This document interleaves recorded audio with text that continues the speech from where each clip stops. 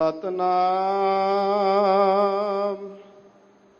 ਸ੍ਰੀ ਵਾਹਿਗੁਰੂ ਸਾਹਿਬ ਜੀ। ਗੁਜਰੀ ਸ੍ਰੀ ਰਵਿਦਾਸ ਜੀ ਕੇ ਪਦੇ ਘਰ ਤੀਜਾ। ਇਕ ਓੰਕਾਰ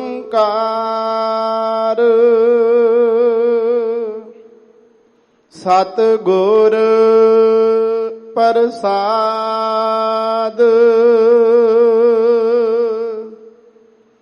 ਦੂਧ ਤਾਂ ਬਸ਼ਰੈ ਥਨਹੁ ਬਿਟਾਰਿਓ, ਫੂਲ ਭਵਰ ਜਲ ਮੀਨ ਬਿਗਾਰਿਓ। ਦੂਧ ਤਾਂ ਬਸ਼ਰੈ ਥਨਹੁ ਬਿਟਾਰਿਓ, ਫੂਲ ਭਵਰ ਜਲ ਮੀਨ ਬਿਗਾਰਿਓ। ਮਾਈ ਗੋਬਿੰਦ ਪੂਜਾ ਕਹਾਂ ਲੈ ਚਰਾਵੋ, ਅਵਰ ਨਾ ਫੂਲ ਅਨੂਪਨ ਪਾਵੋ। ਰਹਾਓ ਮੈਂ ਲਾਗਰ ਬੇਰੇ ਹੈ ਭਯੰਗਾ, ਬਿਖ ਅੰਮ੍ਰਿਤ ਬਸ ਹੈ ਇਕ ਸੰਗਾ। ਧੂਪ ਦੀਪ ਨਈ ਬੇਦਹਿ ਬਾਸਾ, ਕੈਸੇ ਪੂਜ ਕਰਹਿ ਤੇਰੀ ਦਾਸਾ। ਤਨ ਮਨ ਅਰਪਉ ਪੂਜ ਚਰਾਵੋ, ਗੁਰ ਪ੍ਰਸਾਦ ਨਿਰੰਜਨ ਪਾਵੋ। ਪੂਜਾ ਅਰਚਾ ਆਹੇ ਨਾ ਤੋਰੀ, ਕਹਿ ਰਵਿਦਾਸ ਕਵਨ ਗਤ ਮੋਰੀ। ਪੂਜਾ ਅਰਚਾ ਆਹੇ ਨਾ ਤੋਰੀ, ਕਹਿ ਰਵਿਦਾਸ ਕਵਨ ਗਤ ਮੋਰੀ।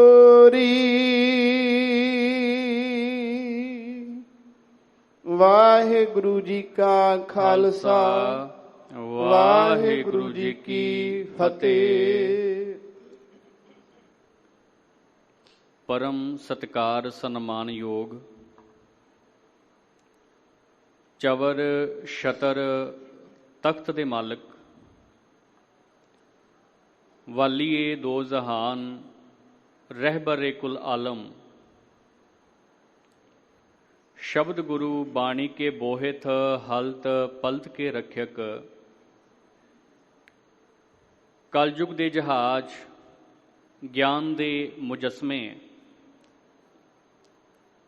ਗੁਰਤਾ ਗੱਦੀ ਦੇ ਉੱਪਰ ਸੁਭਾਇਮਾਨ ਸਾਹਿਬ ਸ਼੍ਰੀ ਗੁਰੂ ਗ੍ਰੰਥ ਸਾਹਿਬ ਜੀ ਦੀ ਪਾਵਨ ਪਵਿੱਤਰ ਮੁਕੱਦਸ ਬਾਰਗਾਹ ਦੇ ਅੰਦਰ ਧੰਨ ਸਤਿਗੁਰੂ ਸ਼੍ਰੀ ਗੁਰੂ ਰਾਮਦਾਸ ਜੀ ਦੇ ਪਾਵਨ ਪਵਿੱਤਰ ਅਸਥਾਨ ਸੱਚਖੰਡ ਸ਼੍ਰੀ ਹਰਿਮੰਦਰ ਸਾਹਿਬ ਜੀ ਤੋਂ ਸਮੁੱਚੀ ਕਾਇਨਾਤ ਦੇ ਉਧਾਰ ਦੇ ਲਈ ਆਏ ਮੁੱਖ ਵਾਕ ਦੀ ਕਥਾ ਨੂੰ ਸ਼ਰਵਣ ਕਰਨ ਦੇ ਲਈ, ਸ਼ਬਦ ਵਿਚਾਰ ਨੂੰ ਸਰਵਣ ਕਰਨ ਦੇ ਲਈ ਗੁਰਦੁਆਰਾ ਮੰਜੀ ਸਾਹਿਬ ਦੀਵਾਨ ਹਾਲ ਵਿਖੇ ਜੁੜ ਬੈਠੀ ਗੁਰੂ ਰੂਪ ਗੁਰੂ ਖਾਲਸਾ ਸਾਧ ਸੰਗਤ ਜੀਓ, ਗੁਰੂ ਪਾਤਸ਼ਾਹ ਜੀ ਨੇ ਬਖਸ਼ਿਸ਼ ਕੀਤੀ ਹੈ ਕਿ ਅੰਮ੍ਰਿਤ ਵੇਲੇ ਦੇ ਸਮੇਂ ਦੇ ਦੌਰਾਨ ਆਪਣੇ ਪਾਵਨ ਕਰ ਕਮਲਾਂ ਦੇ ਵਿੱਚ ਬੈਠਣ ਦਾ ਸੁਭਾਗਾ ਸਮਾਂ ਬਖਸ਼ਿਸ਼ ਕੀਤਾ ਹੈ। ਸਾਧ ਸੰਗਤ ਜੀ, ਜਿਵੇਂ ਅਕਸਰ ਕਿਹਾ ਜਾਂਦਾ ਹੈ ਕਿ ਮਨੁੱਖਾ ਜੀਵਨ ਦੇ ਵਿੱਚ ਸ਼ਾਇਦ ਇੱਕ ਛਿਣ ਦੀ, ਇੱਕ ਸੈਕਿੰਡ ਦੀ ਕੋਈ ਮਹੱਤਤਾ ਨਾ ਹੋਵੇ, ਲੇਕਿਨ ਜਦੋਂ ਅਸੀਂ ਧਰਮ ਤੇ ਅਧਿਆਤਮ ਦੀ ਦੁਨੀਆ ਦੇ ਵਿੱਚ ਵੇਖਦੇ ਹਾਂ, ਜਦੋਂ ਅਸੀਂ ਸਾਇੰਸ ਤੇ ਰਿਸਰਚ ਦੀ ਦੁਨੀਆ ਦੇ ਵਿੱਚ ਵੇਖਦੇ ਹਾਂ, ਤੇ ਇੱਕ ਇੱਕ ਪਲ ਦਾ ਬੇਹੱਦ ਮਹੱਤਵ ਹੁੰਦਾ ਹੈ।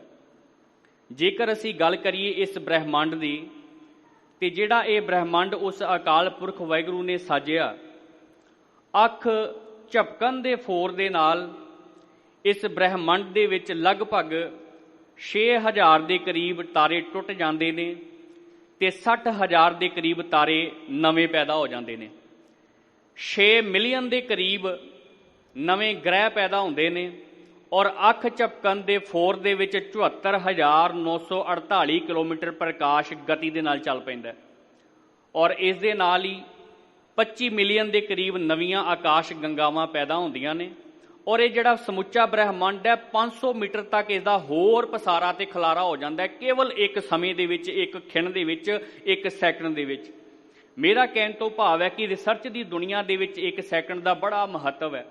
ਜੇਕਰ ਅਸੀਂ ਧਰਮ ਦੀ ਦੁਨੀਆ ਦੀ ਗੱਲ ਕਰੀਏ ਤੇ ਸਿਆਣੇ ਲੋਕ ਕਹਿੰਦੇ ਨੇ ਕਿ ਜਿਵੇਂ ਦੁੱਧ ਦੇ ਵਿੱਚ ਦੁੱਧ ਦਾ ਜਾਗ ਲਗਾਉਣ ਦੇ ਲਈ, ਦੁੱਧ ਦਾ ਦਹੀਂ ਬਣਾਉਣ ਦੇ ਲਈ ਕੋਈ ਬਹੁਤਾ ਵੱਡਾ ਉਦਮ ਨਹੀਂ ਕਰਨਾ ਪੈਂਦਾ, ਕੇਵਲ ਉਹਦੇ ਵਿੱਚ ਥੋੜ੍ਹੀ ਜੀ ਦੁੱਧ ਦੀ ਖਟਾਸ ਪਾਉਣੀ ਪੈਂਦੀ ਹੈ, ਖੱਟਾ ਪਾਉਣਾ ਪੈਂਦਾ, ਉਹ ਦੁੱਧ ਤੋਂ ਦਹੀਂ ਬਣ ਜਾਂਦਾ ਹੈ। ਭਾਈ ਗੁਰਦਾਸ ਸਾਹਿਬ ਵੀ ਇਹਦੀ ਉਦਾਹਰਨ ਦਿੰਦੇ ਨੇ।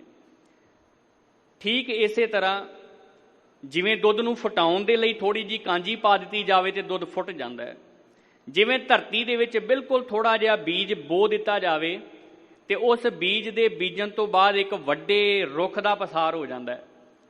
ਠੀਕ ਉਸੇ ਤਰ੍ਹਾਂ ਸਾਧ ਸੰਗਤ ਜੀ, ਜਿਵੇਂ ਛੋਟੀ ਜਿਹੀ ਚਿੰਗਾਰੀ ਇੱਕ ਵੱਡੇ ਜੰਗਲ ਨੂੰ ਫਨਾਹ ਕਰਨ ਦੇ ਸਮਰੱਥ ਹੁੰਦੀ ਹੈ, ਜਿਵੇਂ ਛੋਟੇ ਜਿਹੇ ਸਮੇਂ ਦੇ ਦੌਰਾਨ, ਛੋਟੇ ਜਿਹੇ ਕਾਲ ਦੇ ਦੌਰਾਨ ਜੇਕਰ ਕਿਸੇ ਨੂੰ ਸੱਪ ਡਸ ਜਾਏ, ਜ਼ਹਿਰ ਚੜ੍ਹ ਜਾਏ ਤੇ ਉਹਦੀ ਮੌਤ ਹੋ ਜਾਂਦੀ ਹੈ, ਤੇ ਜਿਵੇਂ ਕੋਈ ਥੋੜ੍ਹਾ ਜਿਹਾ ਅੰਮ੍ਰਿਤ ਚੱਖ ਲਏ ਤੇ ਉਹ ਅਮਰ ਹੋ ਜਾਂਦਾ। ਠੀਕ ਇਸੇ ਤਰ੍ਹਾਂ ਸਾਧ ਸੰਗਤ ਜੀ, ਇੱਕ ਸੈਕਿੰਡ ਦੇ ਵਿੱਚ, ਇੱਕ ਫੋਰ ਦੇ ਵਿੱਚ ਗੁਰੂ ਰਾਮਦਾਸ ਮਹਾਰਾਜ ਜੀ ਦੇ ਘਰ ਦੇ ਵਿੱਚ ਇੰਨੀਆਂ ਬਰਕਤਾਂ ਵਰਤਦੀਆਂ ਨੇ, ਇੰਨੀਆਂ ਬਖਸ਼ਿਸ਼ਾਂ ਹੁੰਦੀਆਂ ਨੇ ਕਿ ਉਸ ਬਖਸ਼ਿਸ਼ਾਂ ਦੇ ਦੌਰਾਨ ਮਨੁੱਖ ਦਾ ਜੀਵਨ ਜਿਹੜਾ ਤਬਦੀਲ ਹੋ ਜਾਂਦਾ ਹੈ। ਤੇ ਉਸੇ ਸਮੇਂ ਦੇ ਦੌਰਾਨ ਆਪ ਜੀ ਸੱਚਖੰਡ ਸ੍ਰੀ ਹਰਿਮੰਦਰ ਸਾਹਿਬ ਜੀ ਵਿਖੇ ਬੈਠ ਕਰਕੇ ਉਸ ਪਾਤਸ਼ਾਹ ਜੀ ਦੀ ਉਸਤਤ ਨੂੰ ਸ਼ਰਵਣ ਕਰ ਰਹੇ ਹੋ। ਅੱਜ ਦਾ ਜੋ ਪਾਵਨ ਹੁਕਮ ਗੁਰੂ ਪਾਤਸ਼ਾਹ ਜੀ ਨੇ ਸਾਨੂੰ ਬਖਸ਼ਿਆ, ਸ਼੍ਰੀ ਗੁਰੂ ਗ੍ਰੰਥ ਸਾਹਿਬ ਜੀ ਦੇ ਪਾਵਨ ਅੰਗ 525 ਦੇ ਉੱਪਰ ਸੁਭਾਏਮਾਨ ਹੈ। ਗੂਜਰੀ ਰਾਗ ਦੇ ਵਿੱਚ ਸ਼੍ਰੀ ਰਵਿਦਾਸ ਜੀ ਦੇ ਪਦੇ ਦੇ ਸਰਲੇਖ ਦੇ ਅਧੀਨ ਘਰ ਤੀਜੇ ਦੇ ਵਿੱਚ ਗਾਉਣ ਦਾ ਸਾਨੂੰ ਹੁਕਮ ਹੋਇਆ। ਆਓ ਸ਼ੁਰੂਆਤ ਕਰਦੇ ਹਾਂ। ਸ਼ੁਰੂਆਤ ਤੋਂ ਪਹਿਲਾਂ ਸਮੁੱਚੀ ਸੰਗਤ ਨੇ ਇੱਕ ਮਨ ਇੱਕ ਚਿੱਤ ਹੋ ਕੇ ਉਚਾਰਨ ਕਰਨਾ ਜੀ, ਸਤਨਾਮ ਸ਼੍ਰੀ ਵਾਹਿਗੁਰੂ। ਇੱਕ ਵਾਰੀ ਹੋਰ ਬਖਸ਼ਿਸ਼ ਕਰੋ ਜੀ, ਸਤਨਾਮ ਸ਼੍ਰੀ। ਸਤਨਾਮ ਸ੍ਰੀ ਵਾਹਿਗੁਰੂ ਸਾਹਿਬ ਜੀ। ਗੂਜਰੀ ਸ੍ਰੀ ਰਵਿਦਾਸ ਜੀ ਕੇ ਪਦੇ ਘਰ ਤੀਜਾ। ਗੂਜਰੀ ਰਾਗ ਦੇ ਵਿੱਚ ਭਗਤ ਰਵਿਦਾਸ ਮਹਾਰਾਜ ਜੀ ਦਾ ਇਹ ਪਦ ਹੈ ਔਰ ਇਸ ਨੂੰ ਤੀਸਰੇ ਘਰ ਦੇ ਵਿੱਚ ਗਾਇਨ ਕਰਨ ਦਾ ਹੁਕਮ ਹੈ ਜੀ। ਇੱਕ ਓੰਕਾਰ ਸਤਿਗੁਰ ਪ੍ਰਸਾਦ। ਇੱਕ ਓੰਕਾਰ ਵਾਹਿਗੁਰੂ ਅਕਾਲ ਪੁਰਖ ਸਤਿਗੁਰੂ ਦੀ ਕਿਰਪਾ ਦੇ ਨਾਲ ਪ੍ਰਾਪਤ ਹੁੰਦਾ ਹੈ। ਦੂਧ ਤਾਂ ਬਸ਼ਰੈ ਥਨਹੁ ਬਿਟਾਰਿਓ। ਇਸ ਸ਼ਬਦ ਦੇ ਵਿੱਚ ਭਗਤ ਸਾਹਿਬ ਜੀ ਨੇ ਧਰਮ ਦੀ ਦੁਨੀਆ ਦੇ ਵਿੱਚ ਕੁਝ ਅਜਿਹੇ ਪ੍ਰਚਲਨ, ਜਿਹੜੀਆਂ ਪੱਕੀਆਂ ਰਵਾਇਤਾਂ ਅਤੇ ਰੀਤਾਂ ਬਣ ਗਈਆਂ ਸਨ ਔਰ ਮਨੁੱਖ ਦੇ ਅੰਤःਕਰਨ ਦੇ ਵਿੱਚ ਇਹ ਗੱਲਾਂ ਪਰਪੱਕ ਹੋ ਚੁੱਕੀਆਂ ਸਨ ਕਿ ਜੇਕਰ ਧਰਮ ਦੇ ਕਾਰਜ ਇਸ ਤਰੀਕੇ ਦੇ ਨਾਲ ਨਹੀਂ ਕੀਤੇ ਜਾਣਗੇ ਤੇ ਸ਼ਾਇਦ ਸਾਡੀ ਜਿਹੜੀ ਪੂਜਾ ਹੈ, ਸਾਡੀ ਜਿਹੜੀ ਪਰਮਾਤਮਾ ਦੀ ਬੰਦਗੀ ਹੈ, ਉਹ ਪੂਰਨ ਨਹੀਂ ਹੋ ਸਕਦੀ।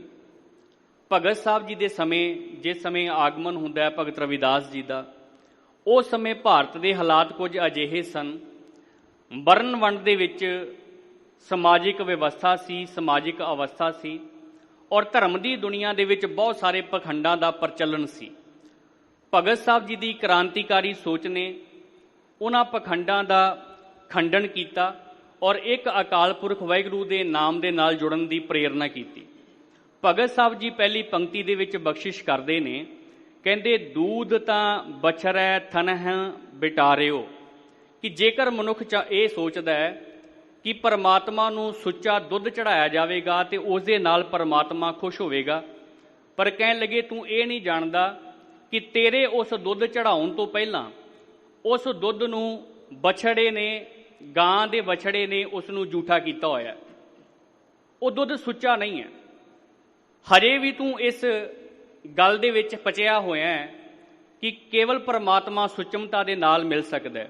ਗੁਰੂ ਨਾਨਕ ਪਾਤਸ਼ਾਹ ਜੀ ਦੀ ਜਦੋਂ ਅਸੀਂ ਬਾਣੀ ਪੜ੍ਹਦੇ ਹਾਂ ਤੇ ਪਾਤਸ਼ਾਹ ਜੀ ਨੇ ਉਦਾਹਰਨ ਦਿੱਤੀ ਹੈ ਪਾਂਡੇ ਦੀ। ਮਹਾਰਾਜ ਕਹਿੰਦੇ ਪਾਂਡੇ ਐਸਾ ਬ੍ਰਹਮ ਵਿਚਾਰ, ਹੇ ਪਾਂਡੇ ਐਸੇ ਬ੍ਰਹਮ ਦੀ ਵਿਚਾਰ ਕਰ, ਨਾਮੇ ਸੁਚ ਨਾਮੋ ਪਰੋ ਨਾਮੇ ਚੱਜ ਆਚਾਰ। ਹੁਣ ਧਰਮ ਦੀ ਦੁਨੀਆ ਦੇ ਵਿੱਚ ਸਾਧ ਸੰਗਤ ਜੀ ਜਿਹੜੇ ਧਾਰਮਿਕ ਲੋਕ ਹੁੰਦੇ ਆ, ਇਹਨਾਂ ਦੇ ਲਈ ਇਹਨਾਂ ਤਿੰਨ ਚੀਜ਼ਾਂ ਦਾ ਹੋਣਾ ਬੇਹੱਦ ਜ਼ਰੂਰੀ ਹੁੰਦਾ। ਖਾਸ ਕਰਕੇ ਗੁਰੂ ਨਾਨਕ ਪਾਤਸ਼ਾਹ ਜੀ ਨੇ ਪੰਡਤ ਦੀ ਗੱਲ ਕੀਤੀ ਹੈ, ਪਾਂਡੇ ਐਸਾ ਬ੍ਰਹਮ ਵਿਚਾਰ, ਹੇ ਪਾਂਡੇ ਤੂੰ ਐਸੇ ਬ੍ਰਹਮ ਦੀ ਵਿਚਾਰ ਕਰ। ਕਿਹੜੇ ਬ੍ਰਹਮ ਦੀ? ਧਰਮ ਦੀ ਦੁਨੀਆ ਦੇ ਵਿੱਚ ਜਿਹੜੇ ਲੋਕ ਧਰਮ ਦੇ ਰਹਿਬਰ ਹੁੰਦੇ ਨੇ, ਧਰਮ ਦੇ ਆਗੂ ਹੁੰਦੇ ਨੇ, ਤਿੰਨ ਚੀਜ਼ਾਂ ਉਹਨਾਂ ਦੇ ਕੋਲੋਂ ਮਹੱਤਵਪੂਰਨ ਹੁੰਦੀਆਂ। ਪਹਿਲਾ ਜੀ ਸੁੱਚ, ਦੂਸਰਾ ਉਹਨਾਂ ਦੀ ਵਿਦਿਆ ਤੇ ਤੀਸਰਾ ਉਹਨਾਂ ਦਾ ਵਿਵਹਾਰ। ਧਰਮ ਦੀ ਦੁਨੀਆ ਦੇ ਵਿੱਚ ਮਨੁੱਖ ਰੂਹਾਨੀ ਤੌਰ ਤੇ ਭਾਵੇਂ ਤਰੱਕੀ ਕਰੇ ਨਾ ਕਰੇ, ਪਰ ਬਾਹਰੀ ਤੌਰ ਤੇ ਵੇਖਣ ਦੇ ਵਿੱਚ ਇਹ ਆਉਂਦਾ ਕਿ ਇਹਨਾਂ ਚੀਜ਼ਾਂ, ਤਿੰਨ ਚੀਜ਼ਾਂ ਦੇ ਉੱਪਰ, ਇਹਨਾਂ ਤਿੰਨ ਗੱਲਾਂ ਦੇ ਉੱਪਰ ਬਹੁਤ ਜ਼ਿਆਦਾ ਮਹੱਤਵ ਦਿੱਤਾ ਜਾਂਦਾ। ਪਹਿਲਾ ਸੁੱਚ, ਆਪਣੇ ਆਪ ਦੀ ਸਫਾਈ ਰੱਖੀ ਜਾਂਦੀ ਹੈ, ਵਧੀਆ ਕੱਪੜੇ ਪਾਏ ਜਾਂਦੇ ਹੈ, ਹੱਥਾਂ ਨੂੰ ਬਾਰ-ਬਾਰ ਸਾਫ਼ ਕੀਤਾ ਜਾਂਦਾ ਹੈ, ਚੰਗੇ ਇਤਰ ਫੁਲੇਲ ਲਗਾਏ ਜਾਂਦੇ ਹੈ। ਧਾਰਮਿਕ ਦੁਨੀਆ ਦੇ ਵਿੱਚ ਅੱਜ ਕੱਲ੍ਹ ਲੋਕ ਇਹੀ ਕੁਝ ਵੇਖ ਕੇ ਲੋਕਾਂ ਦੇ ਪਿੱਛੇ ਲੱਗ ਜਾਂਦੇ, ਦੇਹਧਾਰੀਆਂ ਦੇ ਪਿੱਛੇ ਲੱਗ ਜਾਂਦੇ ਆ। ਲੇਕਿਨ ਗੁਰੂ ਨਾਨਕ ਪਾਤਸ਼ਾਹ ਕਹਿੰਦੇ ਆ ਯਾਦ ਰੱਖੀ, ਆ ਜਿਹੜੀ ਸੁੱਚ ਬਾਹਰੋਂ ਤੂੰ ਕੱਪੜਿਆਂ ਦੀ ਰੱਖੀ ਹੈ, ਆ ਜਿਹੜੀ ਸੁੱਚ ਬਾਹਰੋਂ ਤੂੰ ਸਰੀਰ ਦੀ ਰੱਖੀ ਹੈ, ਅੰਦਰ ਦੀ ਸੁੱਚ ਕੇਵਲ ਤਾਂ ਕੇਵਲ ਉਸ ਪਰਮਾਤਮਾ ਦੇ ਨਾਮ ਦੇ ਨਾਲ ਪ੍ਰਾਪਤ ਹੋ ਸਕਦੀ ਹੈ। ਬਾਹਰੀ ਤੌਰ ਤੇ ਆਪਣੇ ਆਪ ਨੂੰ ਜਿੰਨਾ ਮਰਜ਼ੀ ਤੂੰ ਸਵਾਰ ਲੈ, ਬਾਹਰੀ ਤੌਰ ਤੇ ਲੋਕਾਂ ਦੇ ਉੱਪਰ ਪ੍ਰਭਾਵ ਪਾਉਣ ਦੇ ਲਈ ਜਿੰਨੇ ਮਰਜ਼ੀ ਮਹਿੰਗੇ ਵਸਤਰ ਪਾ ਲੈ, ਬਾਹਰੀ ਤੌਰ ਤੇ ਭਾਵੇਂ ਤੂੰ ਵਧੀਆ ਇਤਰ ਗੁਲੇਲ ਛਿੜਕ ਲੈ ਆਪਣੇ ਉੱਪਰ, ਜਿਸ ਤਰ੍ਹਾਂ ਦਾ ਵੀ ਆਪਣਾ ਜਿਹੜਾ ਵਿਵਹਾਰ ਕਰ ਲੈ, ਆਪਣੇ ਵਸਤਰ ਕਰ ਲੈ, ਪਰ ਚੇਤਾ ਰੱਖੀ ਅੰਦਰ ਦੀ ਸੁੱਚ ਕੇਵਲ ਤਾਂ ਕੇਵਲ ਨਾਮ ਨਾਲ ਪ੍ਰਾਪਤ ਹੁੰਦੀ ਹੈ। ਦੂਸਰਾ ਜੀ ਨਾਮੇ ਸੁੱਚ ਨਾਮੋਂ ਪੜ੍ਹੋ। ਹੁਣ ਧਾਰਮਿਕ ਦੁਨੀਆ ਦੇ ਵਿੱਚ ਜਿਹੜੇ ਪੰਡਤ ਤੇ ਵਿਦਵਾਨ ਹੁੰਦੇ ਆ, ਇਹਨਾਂ ਨੂੰ ਕਿਤਾਬਾਂ ਨੂੰ ਬਹੁਤ ਪੜ੍ਹਨਾ ਪੈਂਦਾ, ਇਹਨਾਂ ਨੂੰ ਲਾਇਬ੍ਰੇਰੀਆਂ ਨੂੰ ਬਹੁਤ ਪੜ੍ਹਨਾ ਪੈਂਦਾ, ਇਹਨਾਂ ਨੂੰ ਪੁਸਤਕਾਂ ਨੂੰ ਬਹੁਤ ਪੜ੍ਹਨਾ ਪੈਂਦਾ। ਗੁਰੂ ਨਾਨਕ ਪਾਤਸ਼ਾਹ ਜੀ ਨੇ ਆ ਜਿਹੜੀਆਂ ਤਿੰਨ ਮਹੱਤਵਪੂਰਨ ਗੱਲਾਂ ਨੇ ਨਾ ਜੀ ਧਰਮ ਦੀ ਦੁਨੀਆ ਦੇ ਵਿੱਚ, ਇਹਨਾਂ ਤਿੰਨਾਂ ਨੂੰ ਆਧਾਰ ਬਣਾ ਕੇ ਮਨੁੱਖ ਨੂੰ ਸਮਝਾਇਆ ਹੈ ਕਿ ਬਾਹਰੀ ਤੌਰ ਤੇ ਤੂੰ ਜਿੰਨੀ ਮਰਜ਼ੀ ਸੁਚਮਤਾ ਵੇਖ ਲੈ, ਬਾਹਰੀ ਤੌਰ ਤੇ ਜਿੰਨਾ ਮਰਜ਼ੀ ਤੂੰ ਵਿਦਵਾਨ ਬਣ ਲੈ, ਪਰ ਅੰਦਰ ਦੀ ਗੱਲ ਨਾਮ ਦੇ ਨਾਲ ਹੋਣੀ ਹੈ। ਮਹਾਰਾਜ ਜੀ ਕਹਿੰਦੇ ਨਾਮੇ ਸੁੱਚ ਨਾਮੋਂ ਪੜ੍ਹੋ।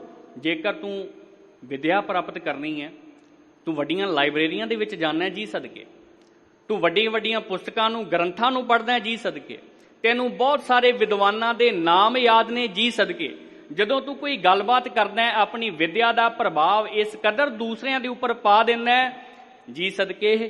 ਪਰ ਮਹਾਰਾਜ ਕਹਿੰਦੇ ਚੇਤਾ ਰੱਖੀ ਜਿਹੜੀ ਅੰਦਰ ਦੀ ਸੁੱਚ ਹੈ ਨਾ, ਉਹ ਕੇਵਲ ਤਾਂ ਕੇਵਲ ਨਾਮ ਦੇ ਨਾਲ ਪ੍ਰਾਪਤ ਹੋਣੀ ਹੈ। ਅੰਦਰ ਦੀ ਪੜ੍ਹਾਈ ਤੇਰੀ ਤਾਂ ਸਮਰੱਥਾਵਾਨ ਹੈ, ਅੰਦਰ ਦੀ ਪੜ੍ਹਾਈ ਤੇਰੀ ਤਾਂ ਮੁਬਾਰਕ ਹੈ ਜੇਕਰ ਤੇਰੇ ਅੰਦਰ ਨਾਮ ਦੀ ਕੋਈ ਚਿਣਗ ਹੋਵੇਗੀ। ਨਾਮੇ ਸੁੱਚ ਨਾਮੋਂ ਪੜ੍ਹੋ ਨਾਮੇ ਚੱਜ ਆਚਾਰ। ਤੀਸਰਾ ਹੁੰਦਾ ਜੀ ਬੰਦੇ ਦਾ ਵਿਵਹਾਰ। ਧਰਮ ਦੀ ਦੁਨੀਆ ਦੇ ਵਿੱਚ ਬਾਹਰੋਂ ਲੋਕ ਇਹ ਦੱਸਣ ਦੀ ਕੋਸ਼ਿਸ਼ ਕਰਦੇ ਹੈ, ਮੇਰੇ ਵਰਗੇ, ਕਿ ਅਸੀਂ ਬੜੇ ਨਿਮਰਤਾ ਦੇ ਵਿੱਚ ਹਾਂ, ਅਸੀਂ ਬੜੇ ਨਿਰਮਾਣ ਹਾਂ। ਬੋਲ ਵੀ ਇੰਨੇ ਧੀਮੇ ਬੋਲਣਗੇ ਕਿ ਅਗਲੇ ਬੰਦੇ ਦੇ ਮਨ ਨੂੰ ਪਹੁੰਚ ਜਾਂਦੇ ਕਿ ਸੱਚਮੁੱਚ ਬੰਦਾ ਬੇਹੱਦ ਵਿਨਮਰ ਹੈ। ਪਰ ਮਹਾਰਾਜ ਕਹਿੰਦੇ ਬਾਹਰੋਂ ਤੂੰ ਜਿੰਨਾ ਮਰਜ਼ੀ ਪਰਪੰਚ ਕਰ ਲੈ, ਜਿਹੜੀ ਤੇਰੇ ਅੰਦਰ ਦੀ ਗੱਲ ਹੈ ਨਾ, ਅੰਦਰ ਦਾ ਚੱਜ ਆਚਾਰ ਕੇਵਲ ਤਾਂ ਕੇਵਲ ਨਾਮ ਦੇ ਨਾਲ ਜਿਹੜਾ ਹੈ ਉਹ ਸਹੀ ਹੋ ਸਕਦਾ ਹੈ। ਨਾਮ ਹੀ ਉਹ ਤੇਰੀ ਵਡਿਆਈ ਕਰਾ ਸਕਦਾ ਹੈ, ਤੇਰਾ ਵੱਡਪਣ ਬਣਾ ਸਕਦਾ ਹੈ। ਇਸ ਕਰਕੇ ਨਾਮ ਦੇ ਵੱਲ ਧਿਆਨ ਦੇ। ਮਹਾਰਾਜ ਜੀ ਨੇ ਨਾ ਬਾਣੀ ਦੇ ਵਿੱਚ ਇੱਕ ਹੋਰ ਜਗ੍ਹਾ ਜ਼ਿਕਰ ਕੀਤਾ ਹੈ, ਸੁਚਮ ਦੀ ਗੱਲ ਹੋ ਰਹੀ ਹੈ ਕਿ ਦੁੱਧ ਤਾਂ ਬਛੜੈ ਥਨਹੁ ਬਿਟਾਰਿਓ, ਦੁੱਧ ਨੂੰ ਬਛੜੇ ਨੇ ਜੂਠਾ ਕਰ ਦਿੱਤਾ ਹੈ। ਮਹਾਰਾਜ ਜੀ ਕਹਿੰਦੇ ਕਈ ਵਾਰੀ ਮਨੁੱਖ ਇਸ ਤਰ੍ਹਾਂ ਆਪਣੇ ਸਰੀਰ ਨੂੰ ਸੁੱਚਾ ਕਰਨ ਦੀ ਕੋਸ਼ਿਸ਼ ਕਰਦਾ ਹੈ। ਮਹਾਰਾਜ ਜੀ ਕਹਿੰਦੇ ਸੂਚੇ ਇਹ ਨਾ ਆਖੀਐ ਬਹਿ ਜੇ ਪਿੰਡਾ ਧੋਏ, ਸੂਚੇ ਸੇਈ ਨਾਨਕਾ ਜਿਨ ਮਨ ਵਸਿਆ ਸੋਏ। ਬਾਹਰੋਂ ਸੁਚਮਤਾ ਦਾ ਫਾਇਦਾ ਵੀ ਹੈ, ਪਰ ਇਹ ਨਾ ਹੋਵੇ ਕੇਵਲ ਤਾਂ ਕੇਵਲ ਬਾਹਰ ਦੀ ਸੁਚਮਤਾ ਹੀ ਰਹਿ ਜਾਏ ਤੇ ਅੰਦਰੋਂ ਜਿਹੜਾ ਪ੍ਰਭੂ ਦਾ ਨਾਮ ਹੈ ਉਹ ਕੇਵਲ ਤਾਂ ਕੇਵਲ ਤੇਰੇ ਲਈ ਇੱਕ ਭੇਖ ਹੋਵੇ, ਤੇਰੇ ਲਈ ਇੱਕ ਭਰਮ ਹੋਵੇ। ਭਾਈ ਗੁਰਦਾਸ ਸਾਹਿਬ ਨੂੰ ਜਦੋਂ ਅਸੀਂ ਪੜ੍ਹਦੇ ਆ ਨਾ, ਭਾਈ ਗੁਰਦਾਸ ਸਾਹਿਬ ਨੇ ਕਿਹਾ ਕਿ ਇਸ ਦੁਨੀਆ ਦੇ ਵਿੱਚ ਵਾਹਦ ਇੱਕ ਸਮਰੱਥਾਵਾਨ ਇਨਸਾਨ ਅਜਿਹਾ ਹੈ ਜਿਹੜਾ ਭਰਮ ਤੋਂ ਰਹਿਤ ਹੋ ਕੇ ਜਿਉਂਦਾ ਹੈ। ਉਹ ਭਾਈ ਸਾਹਿਬ ਜੀ ਨੇ ਕਿਹਾ ਕਿ ਉਹ ਗੁਰਮੁਖ ਹੈ। ਹੁਣ ਭਗਤ ਰਵਿਦਾਸ ਮਹਾਰਾਜ ਉਹ ਗੁਰਮੁਖ ਨੇ ਜਿਹੜੇ ਆਪ ਭਰਮ ਦੇ ਵਿੱਚ ਨਹੀਂ ਜੀ ਰਹੇ, ਭਰਮ ਤੋਂ ਰਹਿਤ ਹੋ ਕੇ ਜੀ ਰਹੇ ਨੇ, ਔਰ ਦੁਨੀਆ ਦੇ ਭਰਮ ਨੂੰ ਤੋੜਨ ਦੇ ਲਈ ਇੰਨੇ ਮਹਾਰਾਜ ਜੀ ਦੀ ਬਾਣੀ ਨੂੰ ਉਹਨਾਂ ਨੇ ਉਚਾਰਨ ਕੀਤਾ, ਇੰਨੇ ਬਾਕਮਾਲ ਸ਼ਬਦ, ਇੰਨੇ ਬਾਕਮਾਲ ਅਲਫਾਜ਼ ਸਾਡੀ ਝੋਲੀ ਦੇ ਵਿੱਚ ਪਾਏ। ਭਾਈ ਗੁਰਦਾਸ ਜੀ ਨੇ 3 ਉਦਾਹਰਨਾਂ ਦਿੱਤੀਆਂ ਨੇ ਜੀ। ਇਹ ਤਿੰਨੇ ਜਿਹੜੇ ਜੀਵ ਨੇ ਭਰਮ ਦੇ ਵਿੱਚ ਨੇ। ਜਿਵੇਂ ਇਨਸਾਨ ਭਰਮ ਦੇ ਵਿੱਚ ਹੈ ਨਾ ਕਿ ਦੁੱਧ ਮੈਂ ਸੁੱਚਾ ਮੂਰਤੀ ਦੇ ਉੱਪਰ ਚੜਾਵਾਂਗਾ, ਦੁੱਧ ਮੈਂ ਸੁੱਚਾ ਆਪਣੇ ਦੇਵ ਦੁਆਰੇ ਦੇਵਾਂਗਾ, ਪਰ ਕਹਿੰਦੇ ਉਹ ਕੇਵਲ ਸੁਚਮਤਾ ਦੇਖਦਾ, ਇਹ ਨਹੀਂ ਵੇਖਦਾ ਕਿ ਇਸ ਦੁੱਧ ਨੂੰ ਪਹਿਲਾਂ ਬਛੜੇ ਨੇ ਜਿਹੜਾ ਉਹ ਜੂਠਾ ਕੀਤਾ ਹੋਇਆ। ਭਾਈ ਗੁਰਦਾਸ ਜੀ ਨੇ ਇਹ ਅਜਿਹੇ ਮਨੁੱਖ ਦੀ ਉਦਾਹਰਨ ਦਿੰਦਿਆਂ ਹੋਇਆਂ ਆਪਣੀਆਂ ਰਚਨਾਵਾਂ ਦੇ ਵਿੱਚ 3 ਉਦਾਹਰਨਾਂ ਦਿੱਤੀਆਂ ਨੇ। ਭਾਈ ਗੁਰਦਾਸ ਜੀ ਪਹਿਲੀ ਉਦਾਹਰਨ ਦਿੰਦੇ ਨੇ ਸਾਧ ਸੰਗਤ ਜੀ ਹਿਰਨ ਦੀ, ਦੂਸਰੀ ਉਦਾਹਰਨ ਦਿੰਦੇ ਨੇ ਮੇਂਢਕ ਦੀ ਜਿਹਨੂੰ ਡੱਡੂ ਕਹਿੰਦੇ ਆ, ਤੇ ਤੀਸਰੀ ਉਦਾਹਰਨ ਭਾਈ ਗੁਰਦਾਸ ਜੀ ਦਿੰਦੇ ਆ ਜੀ ਸੱਪ ਦੀ। ਪਹਿਲੀ ਉਦਾਹਰਨ ਦੇ ਵਿੱਚ ਭਾਈ ਗੁਰਦਾਸ ਸਾਹਿਬ ਕਹਿੰਦੇ ਆ ਮਨ ਮ੍ਰਿਗ ਮਦ ਅਛਤ ਅੰਤਰਗਤ ਭੂਲਿਓ ਭ੍ਰਮ ਫਿਰਤ ਖੋਜਤ ਬਨ ਮਾਹੀ ਜੀ। ਭਰਮ ਦੀ ਗੱਲ ਹੈ, ਜਿਵੇਂ ਮਨੁੱਖ ਭਰਮ ਦੇ ਵਿੱਚ ਹੈ ਕਿ ਦੁੱਧ ਸੁੱਚਾ ਹੈ, ਤੇ ਕਹਿੰਦੇ ਇਸੇ ਤਰ੍ਹਾਂ ਹਿਰਨ ਵੀ ਇੱਕ ਭਰਮ ਦੇ ਵਿੱਚ ਹੁੰਦਾ। ਉਹ ਭਰਮ ਦੇ ਵਿੱਚ ਹੁੰਦਾ ਮਨ ਮ੍ਰਿਗ। ਕਹਿੰਦੇ ਭਾਈ ਗੁਰਦਾਸ ਜੀ ਨੇ ਉਦਾਹਰਨ ਦਿੱਤੀ, ਆ ਜਿਹੜਾ ਤੇਰਾ ਮਨ ਹੈ ਨਾ ਇਹ ਹਿਰਨ ਵਰਗਾ ਹੈ। ਹਿਰਨ ਦੇ ਨਾਲ ਇਸ ਦੀ ਤਸ਼ਬੀਹ ਦਿੱਤੀ ਹੈ, ਕਿਉਂਕਿ ਹਿਰਨ ਜਦ ਤੁਸੀਂ ਵੇਖਦੇ ਹੋ ਨੈਸ਼ਨਲ ਜਿਓਗ੍ਰਾਫਿਕ ਦੇ ਉੱਪਰ, ਡਿਸਕਵਰੀ ਚੈਨਲ ਦੇ ਉੱਪਰ, ਜਾਂ ਜੇਕਰ ਕਿਸੇ ਨੇ ਜੰਗਲ ਦੀ ਜ਼ਿਆਰਤ ਕੀਤੀ ਹੋਵੇ, ਹਿਰਨ ਜਦੋਂ ਦੌੜਦਾ ਭੱਜਦਾ ਬੜੀਆਂ ਕਮਾਲ ਦੀਆਂ ਚੁੰਗੀਆਂ ਭਰਦਾ, ਔਰ ਇਥੋਂ ਤੱਕ ਵੀ ਕਿਹਾ ਜਾਂਦਾ 15-15 20-20 ਮੀਟਰ ਦੀ ਚੁੰਗੀ ਮਾਰ ਕੇ ਹਿਰਨ ਅੱਖ ਦੇ ਫੋਰ ਦੇ ਨਾਲ ਉਹ ਛੂ ਮੰਤਰ ਹੋ ਜਾਂਦਾ, ਦੌੜ ਜਾਂਦਾ। ਭਾਈ ਸਾਹਿਬ ਕਹਿੰਦੇ ਇਹ ਤੇਰਾ ਜਿਹੜਾ ਮਨ ਹੈ ਨਾ ਇਹ ਵੀ ਭਰਮ ਦੇ ਵਿੱਚ ਹੈ। ਯਾਦ ਰੱਖੀ ਭੱਜਦਾ ਫਿਰਦਾ ਇਹ ਵੀ ਹਿਰਨ ਦੇ ਵਾਂਗੂ ਹੈ।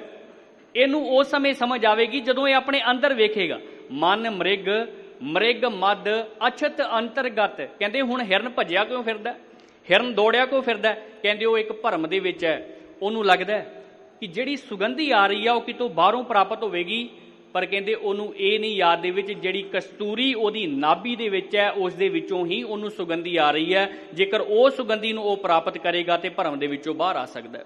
ਮਨ ਮ੍ਰਿਗ ਮਦ ਅਛਤ ਅੰਤਰਗਤ ਭੂਲਿਓ ਭ੍ਰਮ ਫਿਰਤ ਖੋਜਤ ਬਨ ਮਾਹੀ ਜੀ। ਉਹ ਭੁੱਲਿਆ ਕਾਦੇ ਵਿੱਚ? ਭਰਮ ਦੇ ਵਿੱਚ। ਤੇ ਜਦੋਂ ਭਰਮ ਦੇ ਵਿੱਚ ਹੈ ਕਹਿੰਦੇ ਬਣ ਦੇ ਵਿੱਚੋਂ ਖੋਜਦਾ ਫਿਰਦਾ ਪਰ ਲੱਭਦਾ ਨਹੀਂ। ਭਗਤ ਸਾਹਿਬ ਜੀ ਨੇ ਵੀ ਇੱਥੇ ਕਿਹਾ ਕਿ ਦੁੱਧ ਤਾਂ ਬਛੜੇ ਨੇ ਜੂਠਾ ਕੀਤਾ ਹੋਇਆ, ਤੇ ਮੈਂ ਸੋਚਦਾ ਕਿ ਮੈਂ ਸੁੱਚਾ ਦੁੱਧ ਚੜਾ ਰਿਹਾ ਹੈ ਤੇ ਮੈਂ ਵੀ ਭਰਮ ਦੇ ਵਿੱਚ ਹੈ ਨਾ। ਭਗਤ ਸਾਹਿਬ ਨੇ ਬੜੀ ਕਮਾਲ ਦੀ ਉਦਾਹਰਨ ਦਿੱਤੀ। ਭਾਈ ਗੁਰਦਾਸ ਜੀ ਅੱਗੇ ਕਹਿੰਦੇ ਆ ਦੂਸਰੀ ਉਦਾਹਰਨ, ਕਹਿੰਦੇ ਦਾਦਰ ਸਰੋਜਗਤ ਇੱਕ ਹੈ ਸਰਵਰ ਵਿਖੇ। ਦਾਦਰ ਦਾ ਭਾਵ ਹੁੰਦਾ ਸਾਧ ਸੰਗਤ ਜੀ ਡੱਡੂ, ਤੇ ਸਰੋਜ ਦਾ ਭਾਵ ਹੁੰਦਾ ਕਮਲ ਦਾ ਫੁੱਲ। ਹੁਣ ਕਹਿੰਦੇ ਕਮਲ ਦਾ ਫੁੱਲ ਤੇ ਜਿਹੜਾ ਡੱਡੂ ਹੈ ਉਹ ਇੱਕੋ ਸਰਵਰ ਦੇ ਵਿੱਚ ਨੇ, ਉਹ ਇੱਕੋ ਤਲਾਬ ਦੇ ਵਿੱਚ ਨੇ, ਪਰ ਕਹਿੰਦੇ ਅੰਤਰਗਤ ਸਮਝਤ ਨਾਹੀ ਜੀ। ਕਹਿੰਦੇ ਡੱਡੂ ਉੱਥੇ ਇਹੋ ਜਿਹਾ ਵਿਵਹਾਰ ਕਰਦਾ ਹੈ ਤਲਾਬ ਦੇ ਵਿੱਚ ਕਿ ਜਿਵੇਂ ਦੇਸ਼ਾਂ ਦੇਸ਼ਾਂਤਰਾਂ ਦੇ ਵਿੱਚ ਵੱਸਦਾ, ਜਿਵੇਂ ਕਮਲ ਤੋਂ ਬੜੀ ਦੂਰ ਰਹਿੰਦਾ ਹੁੰਦਾ, ਜਿਵੇਂ ਕਮਲ ਦੇ ਨਾਲ ਉਹਦਾ ਵਾਸਤਾ ਹੀ ਕੋਈ ਨਹੀਂ। ਭਾਈ ਸਾਹਿਬ ਜੀ ਕਹਿੰਦੇ ਹੈ ਉਹ ਕਮਲ ਦੇ ਨਜ਼ਦੀਕ ਰਹਿ ਕੇ ਵੀ ਉਸ ਤਲਾਅ ਦੇ ਵਿੱਚੋਂ ਕੇਵਲ ਜਾਲਾ ਖਾਂਦਾ ਹੈ। ਉਹ ਕਮਲ ਦੇ ਨਜ਼ਦੀਕ ਲੈ ਕੇ ਵੀ ਤਲਾਅ ਦੇ ਵਿੱਚੋਂ ਹੋਰ ਚੀਜ਼ਾਂ ਖਾ ਲੈਂਦਾ ਹੈ, ਪਰ ਉਹ ਕਮਲ ਦੀ ਜਿਹੜੀ ਪ੍ਰਾਪਤ ਨਹੀਂ ਕਰ ਸਕਦਾ ਹੁੰਦਾ ਸੰਗਤ। ਕਹਿੰਦੇ ਉਹ ਭਰਮ ਦੇ ਵਿੱਚ ਹੈ। ਤੀਸਰੀ ਉਦਾਹਰਨ ਭਾਈ ਗੁਰਦਾਸ ਸਾਹਿਬ ਜੀ ਨੇ ਸੱਪ ਦੀ ਦਿੱਤੀ ਹੈ। ਕਹਿੰਦੇ ਠੀਕ ਇਸੇ ਤਰ੍ਹਾਂ ਜਿਵੇਂ ਇੱਕ ਸੱਪ ਚੰਦਨ ਦੇ ਰੁੱਖ ਦੇ ਨਾਲ ਦਿਨ ਰਾਤ ਲਿਪਟਿਆ ਰਹਿੰਦਾ, ਜੈਸੇ ਬਿਖ ਬਿਖਿਆ ਧਰ ਵਿਖੇ ਨਾ ਬਿਖ ਬਿਖਮ ਕਉ। ਭਾਈ ਗੁਰਦਾਸ ਜੀ ਨੇ ਉਦਾਹਰਨ ਦਿੱਤੀ, ਕਹਿੰਦੇ ਜੈਸੇ ਵਿਖਿਆ ਧਰ ਤਜੈ ਨਾ ਬਿਖ ਬਿਖਮ ਕਉ। ਵਿਖਿਆ ਧਰ ਦੋ ਸ਼ਬਦਾਂ ਤੋਂ ਬਣਿਆ, ਜਿਹਨੇ ਜ਼ਹਿਰ ਨੂੰ ਧਾਰਨ ਕੀਤਾ ਹੋਇਆ। ਭਾਈ ਗੁਰਦਾਸ ਸਾਹਿਬ ਕਹਿੰਦੇ ਨੇ ਉਹ ਸੱਪ ਜਿਹਨੇ ਜ਼ਹਿਰ ਨੂੰ ਧਾਰਨ ਕੀਤਾ ਹੋਇਆ, ਉਹ ਆਪਣੇ ਅੰਦਰ ਦੇ ਜ਼ਹਿਰ ਨੂੰ ਛੱਡ ਨਹੀਂ ਸਕਦਾ ਹੁੰਦਾ। ਭਾਵੇਂ ਉਹ ਦਿਨ ਰਾਤ ਚੰਦਨ ਦੇ ਨਾਲ ਲਿਪਟਿਆ ਰਹਿੰਦਾ ਹੈ, ਉਹ ਵੀ ਇੱਕ ਭਰਮ ਦੇ ਵਿੱਚ ਹੈ ਕਿ ਮੈਂ ਚੰਦਨ ਦੇ ਨਜ਼ਦੀਕ ਹਾਂ, ਮੈਂ ਬੜਾ ਮਹਾਨ ਹਾਂ। ਪਰ ਕਹਿੰਦੇ ਚੰਦਨ ਦੇ ਨਜ਼ਦੀਕ ਰਹਿ ਕੇ ਵੀ ਉਹ ਚੰਦਨ ਦੀ ਠੰਡ ਨਹੀਂ ਪ੍ਰਾਪਤ ਕਰ ਸਕਦਾ ਹੁੰਦਾ, ਆਪਣੇ ਅੰਦਰ ਦੇ ਜ਼ਹਿਰ ਨੂੰ ਜਿਹੜਾ ਉਹ ਖਤਮ ਨਹੀਂ ਕਰ ਸਕਦਾ ਹੁੰਦਾ, ਉਹ ਵੀ ਭਰਮ ਦੇ ਵਿੱਚ ਹੈ। ਜਿਵੇਂ ਭਗਤ ਸਾਹਿਬ ਜੀ ਨੇ ਉਦਾਹਰਨ ਦਿੱਤੀ ਹੈ ਵਛੜੇ ਦੀ। ਅੱਗੇ ਚੱਲਦੇ ਹਾਂ। ਇਸ ਤੋਂ ਪਹਿਲਾਂ ਸਾਧ ਸੰਗਤ ਜੀ, ਲਿਬਨਾਨ ਦੇ ਇੱਕ ਮਹਾਨ ਸੰਤ ਹੋਏ ਹੈ ਜਿਨ੍ਹਾਂ ਦਾ ਨਾਮ ਖਲੀਲ ਜਿਬਰਾਨ ਆਇਆ। ਹੁਣ ਭਾਈ ਗੁਰਦਾਸ ਜੀ ਦੀ ਇੱਕ ਉਦਾਹਰਨ ਅਸੀਂ ਲਈ ਹੈ ਸੱਪ ਦੀ। ਭਾਈ ਗੁਰਦਾਸ ਜੀ ਸੱਪ ਦੀ ਉਦਾਹਰਨ ਦਿੰਦੇ ਆ, ਕਹਿੰਦੇ ਆ ਕਿ ਉਹ ਆਪਣੇ ਜ਼ਹਿਰ ਨੂੰ ਜਿਵੇਂ ਛੱਡਦਾ ਨਹੀਂ, ਪਰ ਉਹ ਮਾਨ ਦੇ ਵਿੱਚ ਹੈ, ਅਹੰਕਾਰ ਦੇ ਵਿੱਚ ਹੈ ਕਿ ਮੈਂ ਚੰਦਰ ਦੇ ਨਜ਼ਦੀਕ ਹਾਂ। ਖਲੀਲ ਜਿਬਰਾਨ ਨੇ ਸੱਪ ਦੀ ਤੇ ਪੰਛੀ ਦੀ ਆਪਸ ਦੇ ਵਿੱਚ ਇੱਕ ਗੱਲਬਾਤ ਨੂੰ ਦੁਨੀਆ ਦੇ ਸਾਹਮਣੇ ਰੱਖਿਆ।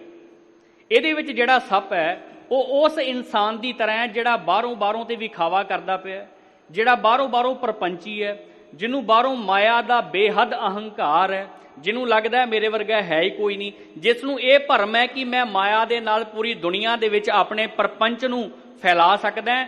ਉਸ ਸੱਪ ਦੀ ਉਦਾਹਰਨ ਦਿੱਤੀ ਹੈ। ਤੇ ਪੰਛੀ ਉਸ ਗੁਰਮੁਖ ਦੇ ਵਰਗਾ ਹੈ ਜਿਹੜਾ ਅਸਮਾਨਾਂ ਦੇ ਵਿੱਚ ਉਡਾਰੀਆਂ ਲਾਉਂਦਾ ਹੈ, ਜਿਹਦੇ ਅੰਦਰ ਭਰਮ ਕੋਈ ਨਹੀਂ, ਜਿਹਦੇ ਅੰਦਰ ਨਾਮ ਦਾ ਅਭਿਆਸ ਹੈ, ਉਹ ਭਰਮ ਤੋਂ ਰਹਿਤ ਹੈ। ਉਦਾਹਰਨ ਦਿੰਦਿਆਂ ਹੋਇਆਂ ਕਹਿੰਦੇ ਆ, ਸੱਪ ਪੰਛੀ ਨੂੰ ਕਹਿੰਦਾ ਤੂੰ ਉੱਡਦਾ ਤੇ ਜ਼ਰੂਰ ਹੈ, ਪਰ ਯਾਦ ਰੱਖੀ ਜਿਹੜਾ ਪਹਾੜਾਂ ਦੀਆਂ ਕੰਦਰਾਂ ਦੇ ਵਿੱਚ ਸਕੂਨ ਹੈ ਨਾ, ਤੂੰ ਉਹਨੂੰ ਕਦੀ ਪ੍ਰਾਪਤ ਨਹੀਂ ਕਰ ਸਕਦਾ। ਮੈਂ ਫਿਰ ਬੇਨਤੀ ਕਰ ਰਿਹਾ, ਇਹ ਕੇਵਲ ਇੱਕ ਦ੍ਰਿਸ਼ਟਾਂਤ ਹੈ ਜਿਹੜਾ ਖਲੀਲ ਜਿਬਰਾਨ ਜੀ ਨੇ ਦਿੱਤਾ ਹੈ। ਉਹਨੇ ਦੱਸਿਆ ਉਹ ਇੱਕ ਮਨੁੱਖ ਜਿਹੜਾ ਭਰਮ ਦੇ ਵਿੱਚ ਹੈ, ਬਾਹਰੀ ਤੌਰ ਤੇ ਲੋਕ ਉਹਨੂੰ ਧਨਵਾਨ ਕਹਿਣ, ਬਾਹਰੀ ਤੌਰ ਤੇ ਲੋਕ ਉਹਨੂੰ ਧਾਰਮਿਕ ਕਹਿਣ, ਬਾਹਰੀ ਤੌਰ ਤੇ ਲੋਕ ਉਹਨੂੰ ਧਨਵੰਤ ਕਹਿਣ, ਬਾਹਰੀ ਤੌਰ ਤੇ ਲੋਕ ਉਹਨੂੰ ਧਰਮਾਤਮਾ ਕਹਿਣ, ਉਹਦੇ ਕੋਲ ਸਾਰੀਆਂ ਫੈਸਿਲਿਟੀਆਂ ਨੇ, ਪਰ ਉਹਦੇ ਕੋਲੋਂ ਅੰਦਰ ਨਾਮ ਨਹੀਂ। ਨਾਮ ਤੇ ਆਨੰਦ ਖੇੜਾ ਕੇਵਲ ਉਸ ਪੰਛੀ ਦੇ ਕੋਲੋਂ ਹੈ ਜਿਹੜਾ ਗੁਰਮੁਖ ਦੇ ਵਰਗੇ ਦਾ। ਉਦਾਹਰਨ ਦਿੱਤੀ। ਅੱਗੋਂ ਪੰਛੀ ਪਤਾ ਕੀ ਕਹਿਣ ਲੱਗਾ ਜੀ ਤੁਸੀਂ ਮਹਾਨ ਹੋ, ਮੈਨੂੰ ਯਾਦ ਹੈ, ਮੈਨੂੰ ਪਤਾ ਹੈ ਕਿ ਮੈਂ ਤੁਹਾਡੇ ਵਰਗਾ ਮਹਾਨ ਤਾਂ ਨਹੀਂ, ਪਰ ਯਾਦ ਰੱਖਿਓ ਤੁਸੀਂ ਉੱਡ ਨਹੀਂ ਸਕਦੇ। ਸੱਪ ਫਿਰ ਉਸ ਪੰਛੀ ਨੂੰ ਕਹਿਣ ਲੱਗਾ ਮੈਂ ਕੱਲ੍ਹ ਹੀ ਅਜੇ ਧਰਤੀ ਦੇ ਹੇਠਾਂ ਇੱਕ ਅਜਿਹੀ ਖੁੱਡ ਦੇ ਵਿੱਚ ਸਾਂ, ਉਹ ਪਹਾੜ ਦੇ ਵਿੱਚ ਬਹੁਤ ਸਾਰੇ ਹੀਰੇ ਕੀਮਤੀ ਮੋਤੀ ਲਾਲ ਸਨ, ਐਵੇਂ ਜਿਵੇਂ ਅਨਾਰ ਦਾ ਸੀਨਾ ਹੁੰਦਾ ਨਾ, ਐਵੇਂ ਦੇ ਲਾਲ ਉਹਦੇ ਵਿੱਚ ਸ਼ੁਮਾਰ ਸਨ। ਪੰਛੀ ਨੂੰ ਕਹਿਣ ਲੱਗਾ ਜਦੋਂ ਸੂਰਜ ਦੀ ਕੋਈ ਕਿਰਨ ਉਹਨਾਂ ਮੋਤੀਆਂ ਦੇ ਉੱਪਰ ਪੈਂਦੀ ਹੈ, ਉਹ ਐਨੇ ਪ੍ਰਕਾਸ਼ਮਾਨ ਹੋ ਜਾਂਦੇ ਆ ਕਿ ਦਗਦਗ ਕਰਦੇ ਆ। ਕਹਿੰਦਾ ਮੈਂ ਉਹਦੇ ਉੱਪਰ ਲੁਤਫ ਲੈ ਕੇ ਆਇਆ, ਮੈਂ ਉਹਦੇ ਉੱਤੇ ਲੇਟਿਆ ਹੋਇਆ ਸਾਂ। ਤੇ ਪੰਛੀ ਅੱਗੋਂ ਫੇਰ ਕਹਿੰਦਾ ਸੱਪ ਨੂੰ, ਕਹਿਣ ਲੱਗਾ ਜੀ ਤੁਹਾਡੀ ਇਹ ਸਮਰੱਥਾ ਹੈ, ਤੁਸੀਂ ਵੱਡੇ ਹੋ, ਤੁਹਾਡੇ ਕੋਲ ਬਹੁਤ ਮਾਇਆ ਹੈ, ਤੁਸੀਂ ਮਾਇਆ ਦੇ ਉੱਪਰ ਰਹਿੰਦੇ ਹੋ, ਉਹਦੇ ਉੱਪਰ ਸ਼ੁਮਾਰ ਰਹਿੰਦੇ ਹੋ, ਤੁਹਾਡੀ ਮੈਂ ਬਰਾਬਰੀ ਕਿੱਥੇ ਕਰ ਸਕਦਾ, ਪਰ ਯਾਦ ਰੱਖਿਓ ਤੁਸੀਂ ਉੱਡ ਨਹੀਂ ਸਕਦੇ। ਫਿਰ ਇਹ ਗੱਲ ਕਹਿ ਦਿੱਤੀ। ਅੱਗੋਂ ਸੱਪ ਨੂੰ ਹੋਰ ਅਹੰਕਾਰ ਆਇਆ। ਉਹ ਸੱਪ ਜਿਹੜਾ ਭਰਮ ਦੇ ਵਿੱਚ ਹੈ, ਸੱਪ ਨੂੰ ਹੋਰ ਅਹੰਕਾਰ ਆਇਆ ਤੇ ਸੱਪ ਅੱਗੋਂ ਖਲੀਲ ਜਿਬਰਾਨ ਨੇ ਬੜੀ ਕਮਾਲ ਦੀ ਉਦਾਹਰਨ ਦਿੱਤੀ ਸਾਧ ਸੰਗਤ ਜੀ। ਉਹ ਸੱਪ ਅੱਗੋਂ ਫਿਰ ਕਹਿਣ ਲੱਗਾ ਇਸ ਧਰਤੀ ਦੇ ਹੇਠੇ ਨਾ ਇੱਕ ਨਦੀ ਵਗਦੀ ਹੈ, ਤੇ ਉਹ ਨਦੀ ਦਾ ਜਿਹੜਾ ਵੀ ਪਾਣੀ ਪੀ ਲੈਂਦਾ ਹੈ ਨਾ, ਉਹ ਅਮਰ ਹੋ ਜਾਂਦਾ ਹੈ। ਤੇ ਅੱਗੋਂ ਪੰਛੀ ਕਹਿੰਦਾ ਤੁਸੀਂ ਦੇਵਤਿਆਂ ਦੇ ਸਮਾਨ ਹੋ, ਤੁਹਾਨੂੰ ਲੋਕ ਦੇਵਤਾ ਵੀ ਕਹਿੰਦੇ ਆ, ਤੇ ਦੇਵਤਿਆਂ ਦੇ ਨਾਲ ਤੁਹਾਡਾ ਰਹਿਣ ਸਹਿਣ ਵੀ ਹੈ, ਤੁਸੀਂ ਅਮਰ ਹੋ ਸਕਦੇ ਹੋ, ਇਹ 'ਚ ਕੋਈ ਸ਼ੱਕ ਨਹੀਂ, ਪਰ ਤੁਸੀਂ ਉੱਡ ਨਹੀਂ ਸਕਦੇ।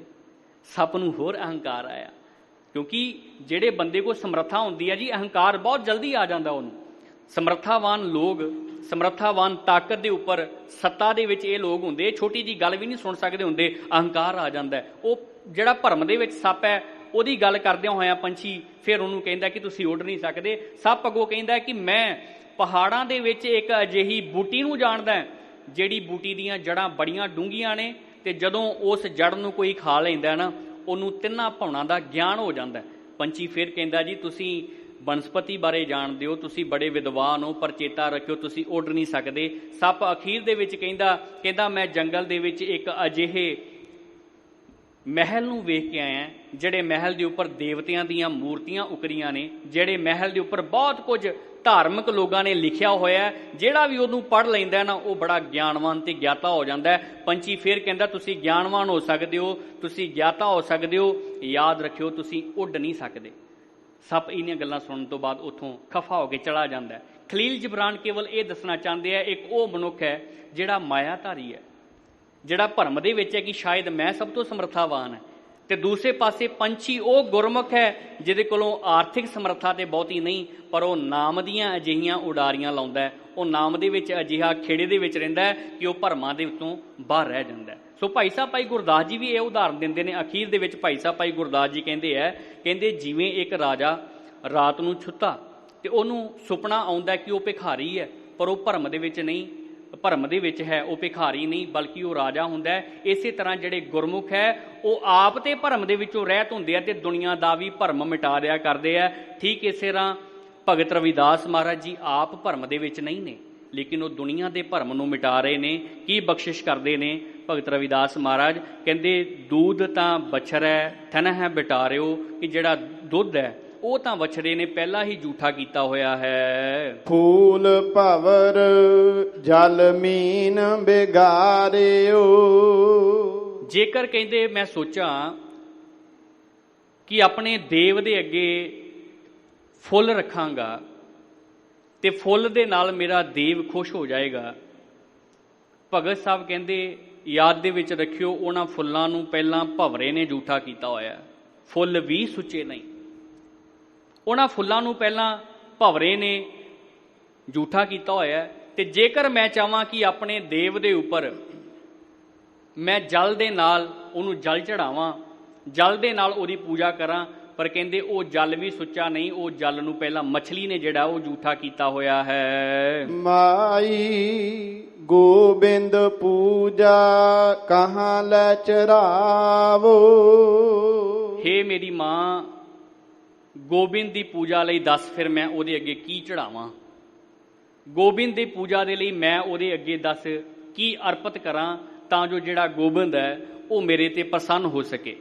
ਸਾਧ ਸੰਗਤ ਜੀ, ਇਤਿਹਾਸ ਦੇ ਵਿੱਚ ਬਹੁਤ ਸਾਰੀਆਂ ਅਜਿਹੀਆਂ ਉਦਾਹਰਨਾਂ ਆਉਂਦੀਆਂ ਨੇ। ਗੁਰੂ ਰਾਮਦਾਸ ਮਹਾਰਾਜ ਜੀ ਦੇ ਸਮੇਂ ਭਾਈ ਸੋਮਾ ਜੀ ਹੋਏ ਨੇ, ਬੜੇ ਗਰੀਬ ਪਰਿਵਾਰ ਦੇ ਸਨ। ਗੋਬਿੰਦ ਪੂਜਾ ਕਹਾਂ ਲੈ ਚੜਾਵੋ। ਗੁਰੂ ਰਾਮਦਾਸ ਮਹਾਰਾਜ ਜੀ ਦੇ ਦਰ ਦੇ ਸਾਹਮਣੇ ਘੁੰਗਣੀਆਂ ਵੇਚਿਆ ਕਰਦੇ ਆ। ਘਰ ਦੇ ਵਿੱਚ ਬਹੁਤ ਗਰੀਬੀ ਹੈ, ਘਰ ਦੇ ਹਾਲਾਤ ਬੇਹੱਦ ਬਦਤਰ ਨੇ। ਮਾਤਾ ਜੀ ਰੋਜ਼ਾਨਾ ਘੁੰਗਣੀਆਂ ਦੇ ਕੇ ਭੇਜ ਦਿੰਦੇ ਆ ਕਿ ਤੁਸੀਂ ਵੇਚਿਆ ਕਰੋ। ਘੁੰਗਣੀਆਂ ਵੇਚਦੇ ਆ। ਇੱਕ ਦਿਨ ਮਾਤਾ ਜੀ ਦੇ ਮਨ ਦੇ ਵਿੱਚ ਖਿਆਲ ਆਇਆ ਤੇ ਉਹ ਕਹਿਣ ਲੱਗੇ ਗੁਰੂ ਰਾਮਦਾਸ ਦੇ ਘਰ ਦੀ ਸੇਵਾ ਚੱਲਦੀ ਹੈ, ਤੁਸੀਂ ਜਿਹੜੀ ਵੀ ਵਟਤ ਹੁੰਦੀ ਆ ਗੁਰੂ ਰਾਮਦਾਸ ਦੇ ਘਰ ਚੜਾ ਆਇਆ ਕਰੋ। ਭਾਈ ਸੋਮਾ ਜੀ ਗੁਰੂ ਰਾਮਦਾਸ ਦੇ ਘਰ ਉਹ ਵਟਤ ਨੂੰ ਚੜਾ ਦਿਆ ਕਰਦੇ ਆ, ਗੁਰੂ ਰਾਮਦਾਸ ਜੀ ਨੂੰ ਅਰਪਿਤ ਕਰਦੇ ਆ।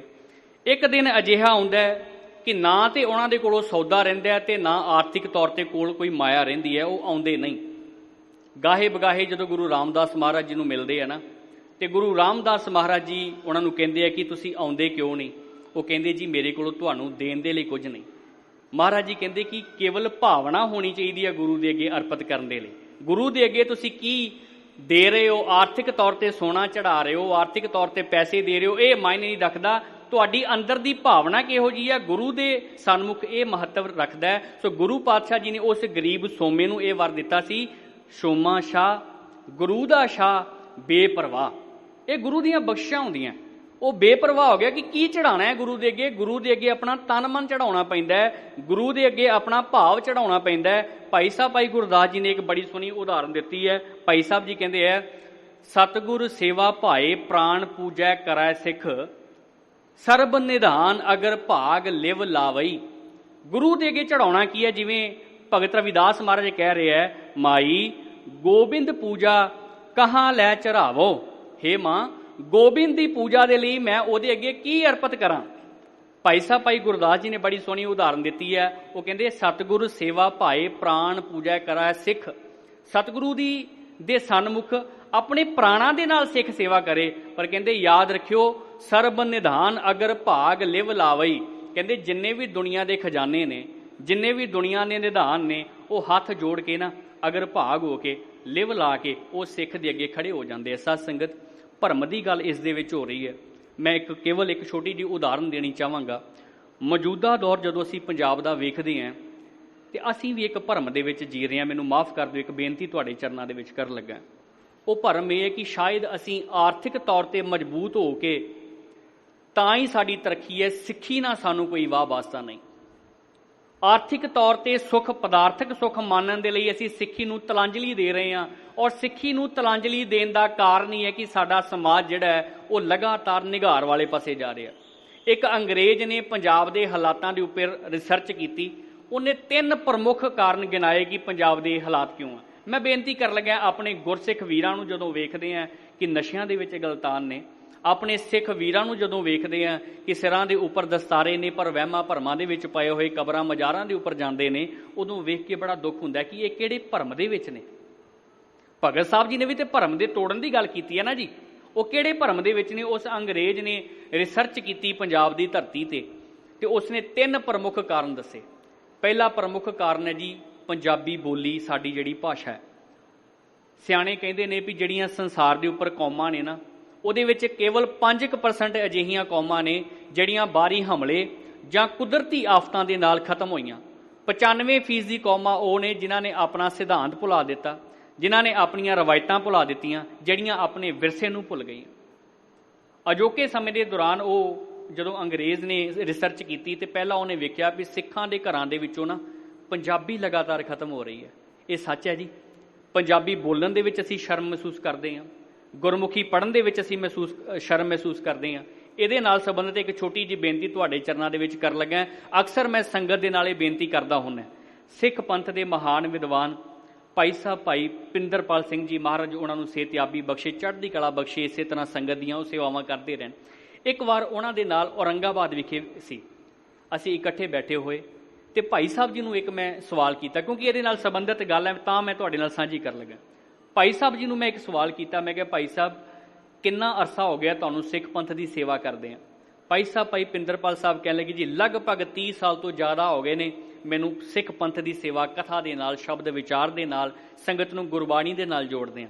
ਤੇ ਮੈਂ ਉਹਨਾਂ ਨੂੰ ਪੁੱਛਿਆ, ਮੈਂ ਕਿਹਾ ਗਿਆਨੀ ਜੀ ਜੇਕਰ ਇਹਨਾਂ 30 ਸਾਲਾਂ ਦੀ ਕਥਾ ਦਾ ਨਿਚੋੜ ਤੁਸੀਂ ਕੇਵਲ 2 ਲਫ਼ਜ਼ਾਂ ਦੇ ਵਿੱਚ ਸਾਂਝਾ ਕਰਨਾ ਹੋਵੇ ਤੇ ਤੁਸੀਂ ਕੀ ਕਹਿਣਾ ਚਾਹੋਗੇ। ਭਾਈ ਸਾਹਿਬ ਜੀ ਕਹਿਣ ਲੱਗੇ ਸਵਾਲ ਤਾਂ ਇਹ ਵਰਿਆਮ ਸਿੰਘ ਇਹ ਜਟਲ ਹੈ, ਲੇਕਿਨ ਇਹਦਾ ਮੈਂ ਸਵਾਲ ਦਾ ਜਵਾਬ ਦਿਆਂਗਾ। ਮੈਂ ਉਹ ਗੱਲ ਕਰ ਰਿਹਾ ਕਿ ਅੰਗਰੇਜ਼ ਨੇ 3 ਚੀਜ਼ਾਂ ਦੱਸੀਆਂ ਕਿ ਅਸੀਂ ਖੁਆਰ ਕਿਉਂ ਹੋ ਰਹੇ ਹਾਂ।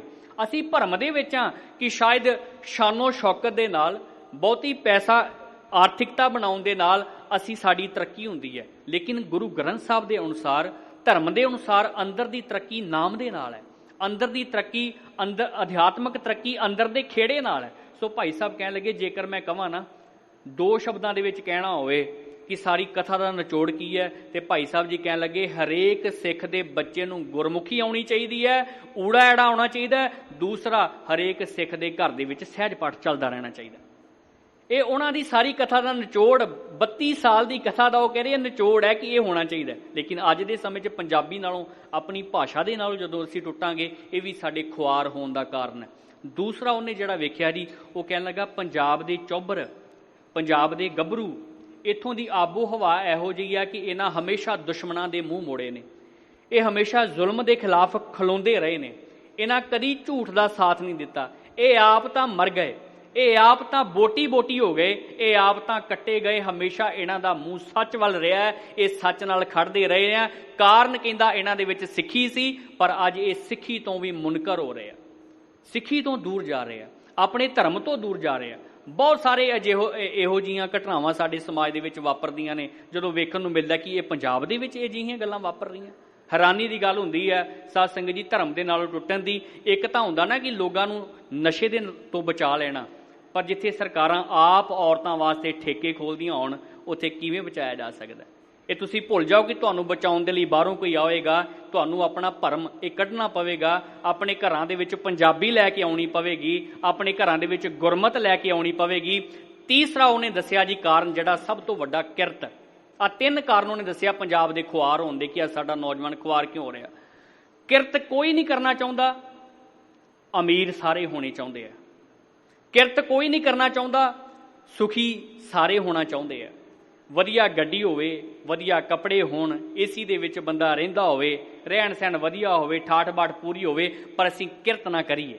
ਕਿਰਤ ਤੋਂ ਅਸੀਂ ਮੂੰਹ ਮੋੜ ਰਹੇ ਹਾਂ। ਲੇਕਿਨ ਭਗਤ ਪ੍ਰੋਫੈਸਰ ਪੂਰਨ ਸਿੰਘ ਜੀ ਅਕਸਰ ਕਿਹਾ ਕਰਦੇ ਸਨ, ਜਿਹੜੇ ਕਿਰਤੀ ਹੁੰਦੇ ਆ ਅਸਲ ਦੇ ਵਿੱਚ ਉਹ ਸਾਧੂ ਹੁੰਦੇ ਆ, ਕਿਉਂਕਿ ਕਿਰਤੀ ਆਪਣੀ ਕਿਰਤ ਦੇ ਵਿੱਚ ਇੰਨਾ ਜ਼ਿਆਦਾ ਖੁੱਭ ਜਾਂਦਾ ਹੈ, ਇੰਨਾ ਜ਼ਿਆਦਾ ਰੁੱਝ ਜਾਂਦਾ ਹੈ ਕਿ ਉਹਨੂੰ ਹੋਰ ਦੁਨਿਆਵੀ ਕੰਮਾਂ ਦੇ ਲਈ ਕੋਈ ਫੁਰਸਤ ਨਹੀਂ ਹੁੰਦੀ। ਇਸ ਕਰਕੇ ਅਜੋਕੇ ਸਮੇਂ ਦੇ ਵਿੱਚ ਇਸ ਭਰਮ ਤੋਂ ਬਾਹਰ ਆਈਏ ਸਾਧ ਸੰਗਤ, ਸਿੱਖੀ ਦੇ ਨਾਲ ਜੁੜੀਏ, ਗੁਰਮੁਖੀ ਦੇ ਨਾਲ ਜੁੜੀਏ, ਆਪਣੇ ਧਰਮ ਦੇ ਨਾਲ, ਆਪਣੀ ਕਿਰਤ ਦੇ ਨਾਲ ਜੁੜੀਏ। ਸੋ ਇਹ ਭਰਮ ਜਿੰਨੀ ਦੇਰ ਸਾਡਾ ਟੁੱਟਦਾ ਨਹੀਂ ਨਾ, ਇਸ ਤੋਂ ਬਿਨਾਂ ਗੁਰੂ ਖੁਸ਼ ਨਹੀਂ ਹੋ ਸਕਦਾ। ਗੁਰੂ ਖੁਸ਼ ਉਦੋਂ ਹੋਵੇਗਾ ਜਦੋਂ ਸਿੱਖੀ ਦੇ ਵਿੱਚ ਆਵਾਂਗੇ, ਗੁਰੂ ਖੁਸ਼ ਉਦੋਂ ਹੋਵੇਗਾ ਜਦੋਂ ਗੁਰਮੁਖੀ ਪੜਾਂਗੇ, ਗੁਰੂ ਖੁਸ਼ ਉਦੋਂ ਹੋਵੇਗਾ ਜਦੋਂ ਦਸਾਂ ਨੌਵਾਂ ਦੀ ਕਿਰਤ ਕਰਾਂਗੇ। ਠੀਕ ਭਗਤ ਸਾਹਿਬ ਵੀ ਆਪਣੀ ਮਾਤਾ ਜੀ ਨੂੰ ਇਹ ਬੇਨਤੀ ਕਰ ਰਿਹਾ, ਮਾਈ ਗੋਬਿੰਦ ਪੂਜਾ ਕਹਾਂ ਲੈ ਚੜਾਵੋ, ਹੇ ਮਾਂ ਹੁਣ ਗੋਬਿੰਦ ਦੇ ਅੱਗੇ ਮੈਂ ਕੀ ਅਰਪਣ ਕਰਾਂ ਤਾਂ ਜੋ ਗੋਬਿੰਦ ਖੁਸ਼ ਹੋ ਜਾਵੇ। ਆਵਰ ਨਾ ਫੂਲ ਅਨੂਪਨ ਪਾਵੋ। ਕਹਿੰਦੇ ਦੁਨੀਆ ਦੇ ਵਿੱਚ ਅਜਿਹਾ ਕੋਈ ਫੁੱਲ ਨਹੀਂ ਕਿ ਜਿਹੜੇ ਫੁੱਲ ਦੇ ਨਾਲ ਉਸ ਪਰਮਾਤਮਾ ਦੀ ਉਪਮਾ ਨੂੰ, ਅਨੂਪ ਪਰਮਾਤਮਾ ਨੂੰ ਪਾਇਆ ਜਾ ਸਕੇ। ਔਰ ਇੱਥੇ ਠਹਿਰਾਓ ਦਿੰਦੇ ਆ ਕਿ ਮਾਂ ਅਜਿਹੀ ਕਿਹੜੀ ਵਸਤੂ ਮੈਂ ਚੜਾਵਾਂ ਜਿਹਦੇ ਨਾਲ ਪਰਮਾਤਮਾ ਖੁਸ਼ ਹੋ ਜਾਏ, ਤੇ ਅਜਿਹਾ ਦੁਨੀਆ ਦੇ ਉੱਪਰ ਕੋਈ ਵਸਤੂ ਨਹੀਂ, ਕੋਈ ਫੁੱਲ ਨਹੀਂ ਜਿਹਦੇ ਨਾਲ ਉਸ ਪਰਮਾਤਮਾ ਨੂੰ ਪ੍ਰਾਪਤ ਕੀਤਾ ਜਾ ਸਕੇ। ਰਹਾਉ ਮੈਲਾ ਗਰ ਬੇਰੇ ਹੈ ਭਯੰਗਾ। ਸੱਪ ਕਹਿੰਦੇ ਮੈਲਾਗਰ ਦਾ ਭਾਵ ਹੁੰਦਾ ਹੈ ਚੰਦਨ ਦਾ ਰੁੱਖ।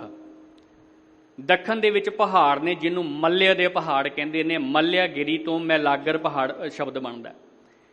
ਇੱਥੋਂ ਦੀ ਆਬੋ ਹਵਾ ਇਦਾਂ ਦੀ ਹੈ ਕਿ ਉੱਥੇ ਚੰਦਨ ਬਹੁਤ ਹੁੰਦਾ ਹੈ, ਹਵਾਵਾਂ ਦੇ ਵਿੱਚ ਮਹਿਕਾਂ ਹੁੰਦੀਆਂ ਨੇ, ਇਸ ਕਰਕੇ ਉਹਨਾਂ ਪਹਾੜਾਂ ਨੂੰ ਮੈਲਾਗਰ ਕਿਹਾ ਜਾਂਦਾ ਹੈ। ਹੁਣ ਮੈਲਾਗਰ ਦੇ ਜਿਵੇਂ ਪਹਿਲਾਂ ਵੀ ਉਦਾਹਰਨ ਭਾਈ ਗੁਰਦਾਸ ਜੀ ਦੀਆਂ ਰਚਨਾਵਾਂ ਦੇ ਵਿੱਚੋਂ ਆਪ ਜੀ ਨੂੰ ਦਿੱਤੀ ਹੈ, ਮੈਲਾਗਰ ਦੇ ਨਾਲ ਹਮੇਸ਼ਾ ਸੱਪ ਚੰਬੜਿਆ ਰਹਿੰਦਾ। ਪਰ ਜੇਕਰ ਭਗਤ ਸਾਹਿਬ ਕਹਿੰਦੇ ਆ ਕਿ ਮੈਂ ਸੋਚਾਂ ਕਿ ਮੈਲਾਗਰ ਲੈ ਕੇ, ਚੰਦਨ ਲੈ ਕੇ ਗੁਰੂ ਦੇ ਅੱਗੇ ਚੜਾ ਦਿਆਂ, ਚੰਦਨ ਲੈ ਕੇ ਦੇਵ ਦੇ ਅੱਗੇ ਚੜਾ ਦਿਆਂ, ਕਹਿੰਦੇ ਉਹਨੂੰ ਵੀ ਤਾਂ ਝੂਠਾ ਸੱਪ ਨੇ ਕੀਤਾ ਹੋਇਆ ਹੈ। ਬਿਖ ਅੰਮ੍ਰਿਤ ਬਸ ਹੈ ਇੱਕ ਸੰਗਾ। ਕਹਿੰਦੇ ਬਿਖ ਤੇ ਅੰਮ੍ਰਿਤ ਜਿਹੜਾ ਉਹ ਇੱਕੋ ਜਗ੍ਹਾ ਸਮੁੰਦਰ ਦੇ ਵਿੱਚ ਵਸਦਾ ਹੈ। ਧੂਪ ਦੀਪ ਨੈਵੇਦ੍ਯ ਬਾਸਾ। ਕਹਿੰਦੇ ਜਿਹੜੀ ਧੂਪ ਹੈ, ਦੀਪਕ ਹੈ, ਔਰ ਜਿਹੜੀ ਦੇਵ ਦੇ ਅੱਗੇ ਪ੍ਰਸ਼ਾਦਾ ਰੱਖਿਆ ਜਾਂਦਾ ਹੈ, ਰੋਟੀ ਪਾਣੀ ਰੱਖਿਆ ਜਾਂਦਾ ਹੈ, ਕਹਿੰਦੇ ਉਹ ਵੀ ਬਸ ਹੈ।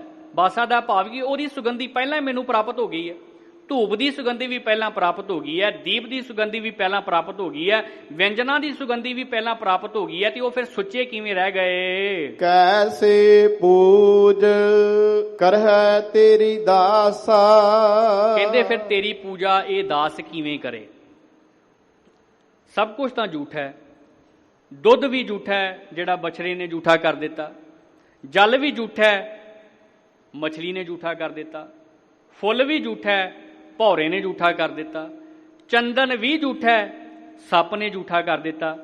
ਪਰ ਕਹਿੰਦੇ ਕੀ ਤੇਰੇ ਦਰ ਦੇ ਉੱਪਰ ਅਜਿਹਾ ਸੌਂਪਾਂ ਤੈਨੂੰ, ਕੈਸੇ ਪੂਜ ਕਰੈ ਤੇਰੀ ਦਾਸਾ, ਤੇਰੀ ਪੂਜਾ ਦਾਸ ਕਿਵੇਂ ਕਰੇ। ਤਨ ਮਨ ਅਰਪਉ ਪੂਜ ਚਰਾਵੋ। ਇਹ ਹੁਣ ਉਸ ਪੰਕਤੀ ਦੇ ਉੱਤਰ ਦੇ ਵਿੱਚ ਭਗਤ ਸਾਹਿਬ ਜੀ ਕਹਿੰਦੇ ਆ ਕਿ ਆਪਣਾ ਤਨ ਮਨ, ਬਾਹਰੀ ਤੌਰ ਤੇ ਕੋਈ ਪਦਾਰਥ ਨਹੀਂ, ਮੈਂ ਆਪਣਾ ਤਨ ਤੇ ਆਪਣਾ ਮਨ ਤੇਰੇ ਅੱਗੇ ਸੌਂਪਦਾ ਹਾਂ, ਤੇਰੇ ਅੱਗੇ ਪੂਜਾ ਦੇ ਵਿੱਚ ਅਰਪਣ ਕਰਦਾ ਹਾਂ। ਗੁਰ ਪ੍ਰਸਾਦ ਨਿਰੰਜਨ ਪਾਵੋ। ਉਹ ਪ੍ਰਮਾਤਮਾ ਨਿਰੰਜਨ ਜਿਹੜਾ ਹੈ ਉਹ ਗੁਰੂ ਦੀ ਕਿਰਪਾ ਦੇ ਨਾਲ ਹੀ ਪ੍ਰਾਪਤ ਹੁੰਦਾ ਹੈ। ਕੇਵਲ ਮੈਂ ਅਰਥ ਤੁਹਾਡੇ ਸਾਹਮਣੇ ਰੱਖਾਂਗਾ ਭਾਈ ਸਾਹਿਬ ਭਾਈ ਗੁਰਦਾਸ ਜੀ ਦੀ ਰਚਨਾ ਦੇ ਕਿ ਗੁਰੂ ਦੀ ਕਿਰਪਾ ਦੇ ਨਾਲ ਉਹ ਪ੍ਰਮਾਤਮਾ ਨਿਰੰਜਨ ਮਿਲਦਾ। ਅਦਰਵਾਈਜ਼ ਬੰਦਾ ਕੁਛ ਵੀ ਕਰ ਲਏ, ਜੇਕਰ ਗੁਰੂ ਦੀ ਬਖਸ਼ਿਸ਼ ਨਹੀਂ ਤੇ ਉਹ ਪ੍ਰਮਾਤਮਾ ਨਹੀਂ ਮਿਲ ਸਕਦਾ। ਭਾਈ ਸਾਹਿਬ ਭਾਈ ਗੁਰਦਾਸ ਜੀ ਨੇ ਇੱਥੇ 3 ਉਦਾਹਰਨਾਂ ਦਿੱਤੀਆਂ ਨੇ ਸਾਧ ਸੰਗਤ ਜੀ ਆਪਣੀਆਂ ਰਚਨਾਵਾਂ ਦੇ ਵਿੱਚ। ਭਾਈ ਸਾਹਿਬ ਭਾਈ ਗੁਰਦਾਸ ਜੀ ਪਹਿਲੀ ਉਦਾਹਰਨ ਦਿੰਦੇ ਹੈ, ਕਹਿੰਦੇ ਜਿਵੇਂ ਪਵਨ ਹੈ ਤੇ ਚੰਦਨ ਹੈ, ਇਹਨਾਂ ਦੋਵਾਂ ਦਾ ਆਪਸ ਦੇ ਵਿੱਚ ਬੜਾ ਗੂੜਾ ਸੰਬੰਧ ਹੈ। ਕੇਵਲ ਮੈਂ ਉਦਾਹਰਨ ਸਾਂਝੀ ਕਰ ਰਿਹਾ ਸਮੇਂ ਨੂੰ ਵੇਖਦਿਆਂ ਹੋਇਆਂ। ਕਹਿੰਦੇ ਜਿਵੇਂ ਪੌਣ ਦਾ ਤੇ ਚੰਦਨ ਦਾ ਆਪਣੇ ਆਪ ਦੇ ਵਿੱਚ ਬਹੁਤ ਗੂੜਾ ਸੰਬੰਧ ਹੈ। ਚੰਦਨ ਦੀ ਪਵਨ ਲੋਕਾਂ ਤੱਕ ਨਹੀਂ ਪਹੁੰਚ ਸਕਦੀ, ਚੰਦਨ ਦੀ ਸੁਗੰਧੀ ਲੋਕਾਂ ਤੱਕ ਨਹੀਂ ਪਹੁੰਚ ਸਕਦੀ ਜੇਕਰ ਪੌਣ ਨਾ ਹੋਵੇ, ਤੇ ਕਹਿੰਦੇ ਪੌਣ ਦੇ ਵਿੱਚ ਸੁਗੰਧੀ ਨਹੀਂ ਆ ਸਕਦੀ ਜੇਕਰ ਚੰਦਨ ਨਾ ਹੋਵੇ। ਦੋਵੇਂ ਇੱਕ ਦੂਸਰੇ ਦੇ ਪੂਰਕ ਨੇ। ਕੱਲੀ ਚੰਦਨ ਵੀ ਕੁਝ ਨਹੀਂ ਕਰ ਸਕਦੀ ਤੇ ਕੱਲੀ ਹਵਾ ਵੀ ਕੁਝ ਨਹੀਂ ਕਰ ਸਕਦੀ। ਚੰਦਨ ਦੀ ਸੁਗੰਧੀ ਦਾ ਲੋਕਾਂ ਤੱਕ ਪਹੁੰਚਣਾ ਹੋਵੇ ਤੇ ਪੌਣ ਦਾ ਬੜਾ ਜ਼ਰੂਰੀ ਹੈ, ਤੇ ਪਾਉਣ ਦੇ ਵਿੱਚ ਜੇਕਰ ਸੁਗੰਧੀ ਆਉਣੀ ਹੋਵੇ ਤੇ ਚੰਦਨ ਦਾ ਹੋਣਾ ਬੜਾ ਜ਼ਰੂਰੀ ਹੈ। ਦੂਸਰੀ ਉਦਾਹਰਨ ਭਾਈ ਸਾਹਿਬ ਭਾਈ ਗੁਰਦਾਸ ਜੀ ਇੱਕ ਡਾਕਟਰ ਦੀ ਦਿੰਦੇ ਆ। ਕਹਿੰਦੇ ਜਿਵੇਂ ਇੱਕ ਡਾਕਟਰ ਇੱਕ ਗੁਪਤ ਦਵਾਈ ਨੂੰ ਸਮਝ ਲੈਂਦਾ।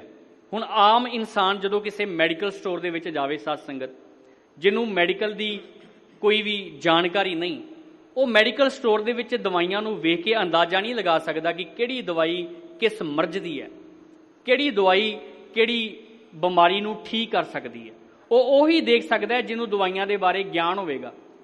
ਡਾਕਟਰ ਦਵਾਈਆਂ ਦੇ ਗੁਪਤ ਰਹੱਸਾਂ ਨੂੰ ਸਾਹਮਣੇ ਰੱਖਦਾ ਹੈ, ਪਰ ਦਵਾਈਆਂ ਤੋਂ ਬਿਨਾਂ ਡਾਕਟਰ ਵੀ ਠੀਕ ਨਹੀਂ ਕਰ ਸਕਦਾ।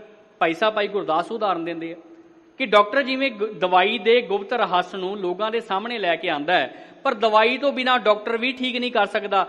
ਤੀਸਰੀ ਉਦਾਹਰਨ ਭਾਈ ਸਾਹਿਬ ਭਾਈ ਗੁਰਦਾਸ ਜੀ ਇੱਕ ਅਜਿਹੇ ਜਹਾਜ਼ ਦੀ ਦਿੰਦੇ ਹੈ। ਕਹਿੰਦੇ ਜਿਵੇਂ ਜਹਾਜ਼ ਤੋਂ ਬਿਨਾਂ ਮਲਾਹ ਪਾਰ ਨਹੀਂ ਲੈ ਕੇ ਜਾ ਸਕਦਾ, ਔਰ ਮਲਾਹ ਤੋਂ ਬਿਨਾਂ ਜਹਾਜ਼ ਦਾ ਕੋਈ ਵਜੂਦ ਨਹੀਂ ਹੁੰਦਾ। ਦੋਵੇਂ ਆਪਸ ਦੇ ਵਿੱਚ ਜੁੜੇ ਹੋਏ ਆ।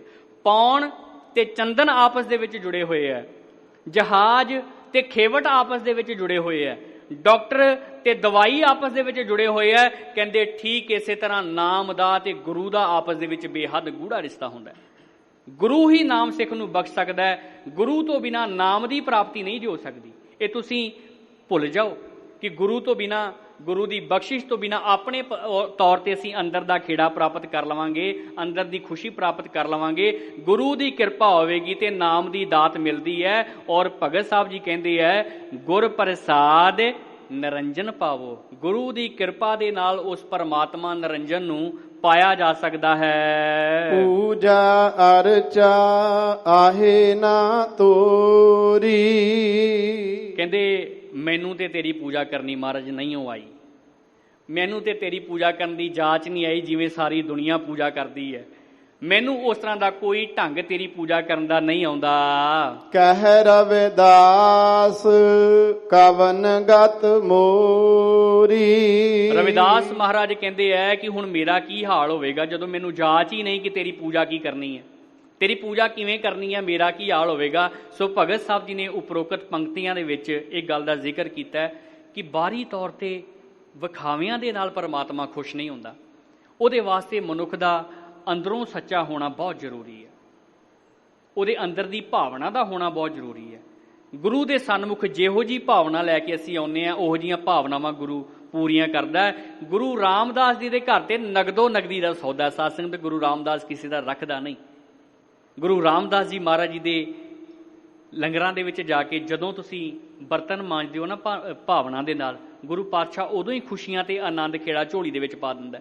ਮੈਂ ਬਹੁਤ ਸਾਰੇ ਅਜਿਹੇ ਗੁਰਮੁਖਾਂ ਨੂੰ ਜਾਣਦਾ ਜਿਹੜੇ ਕਹਿੰਦੇ ਸਨ ਕਿ ਕਦੀ ਜ਼ਿੰਦਗੀ 'ਚ ਸਕੂਨ ਨਹੀਂ ਆਇਆ, ਲੇਕਿਨ ਜਦੋਂ ਗੁਰੂ ਰਾਮਦਾਸ ਜੀ ਦੇ ਦਰ ਤੇ ਜਾ ਕੇ ਬਰਤਨਾਂ ਦੀ ਸੇਵਾ ਕੀਤੀ, ਇੱਕ ਅਜਿਹਾ ਅਲੌਕਿਕ ਅਹਿਸਾਸ ਮਨ ਦੇ ਵਿੱਚ ਆਇਆ ਕਿ ਉਹ ਖੇੜਾ ਕਦੀ ਦੁਨੀਆ ਦੇ ਵਿੱਚ ਹੋਰ ਕਿਤੇ ਪ੍ਰਾਪਤ ਨਹੀਂ ਹੋ ਸਕਦਾ। ਕਹਿਣ ਤੋਂ ਭਾਵ ਕਿ ਅੰਦਰ ਦੀ ਗੱਲ ਹੈ। ਇੱਕ ਛੋਟੀ ਜਿਹੀ ਉਦਾਹਰਨ ਭਾਈ ਸਾਹਿਬ ਭਾਈ ਗੁਰਦਾਸ ਜੀ ਦੀਆਂ ਰਚਨਾਵਾਂ ਵਿੱਚੋਂ ਦੇਖ ਕੇ ਅਸੀਂ ਸਮਾਪਤੀ ਵੱਲ ਵਧੀਏ। ਭਾਈ ਸਾਹਿਬ ਭਾਈ ਗੁਰਦਾਸ ਜੀ ਨੇ ਕਿਹਾ ਕਿ ਬਾਹਰੀ ਤੌਰ ਤੇ, ਜਿਵੇਂ ਭਗਤ ਸਾਹਿਬ ਕਹਿੰਦੇ ਆ ਕਿ ਬਾਹਰੀ ਤੌਰ ਤੇ ਫੁੱਲ ਚੜਾ ਲਓ, ਜਲ ਚੜਾ ਲਓ, ਇਹ ਸਾਰੇ ਝੂਠੇ ਨੇ। ਕਈ ਵਾਰੀ ਅਸੀਂ ਆਪਣੇ ਆਪ ਨੂੰ ਬਾਹਰੀ ਤੌਰ ਤੇ ਸਿੰਗਾਰਨ ਦੀ ਕੋਸ਼ਿਸ਼ ਕਰਦੇ ਹਾਂ, ਪਰ ਉਹਦੇ ਦਰ ਤੇ ਥਾਂ ਉਹੀ ਪੈਣਾ ਜਿਹਦੇ ਅੰਦਰ ਦੇ ਗੁਣ ਨੇ।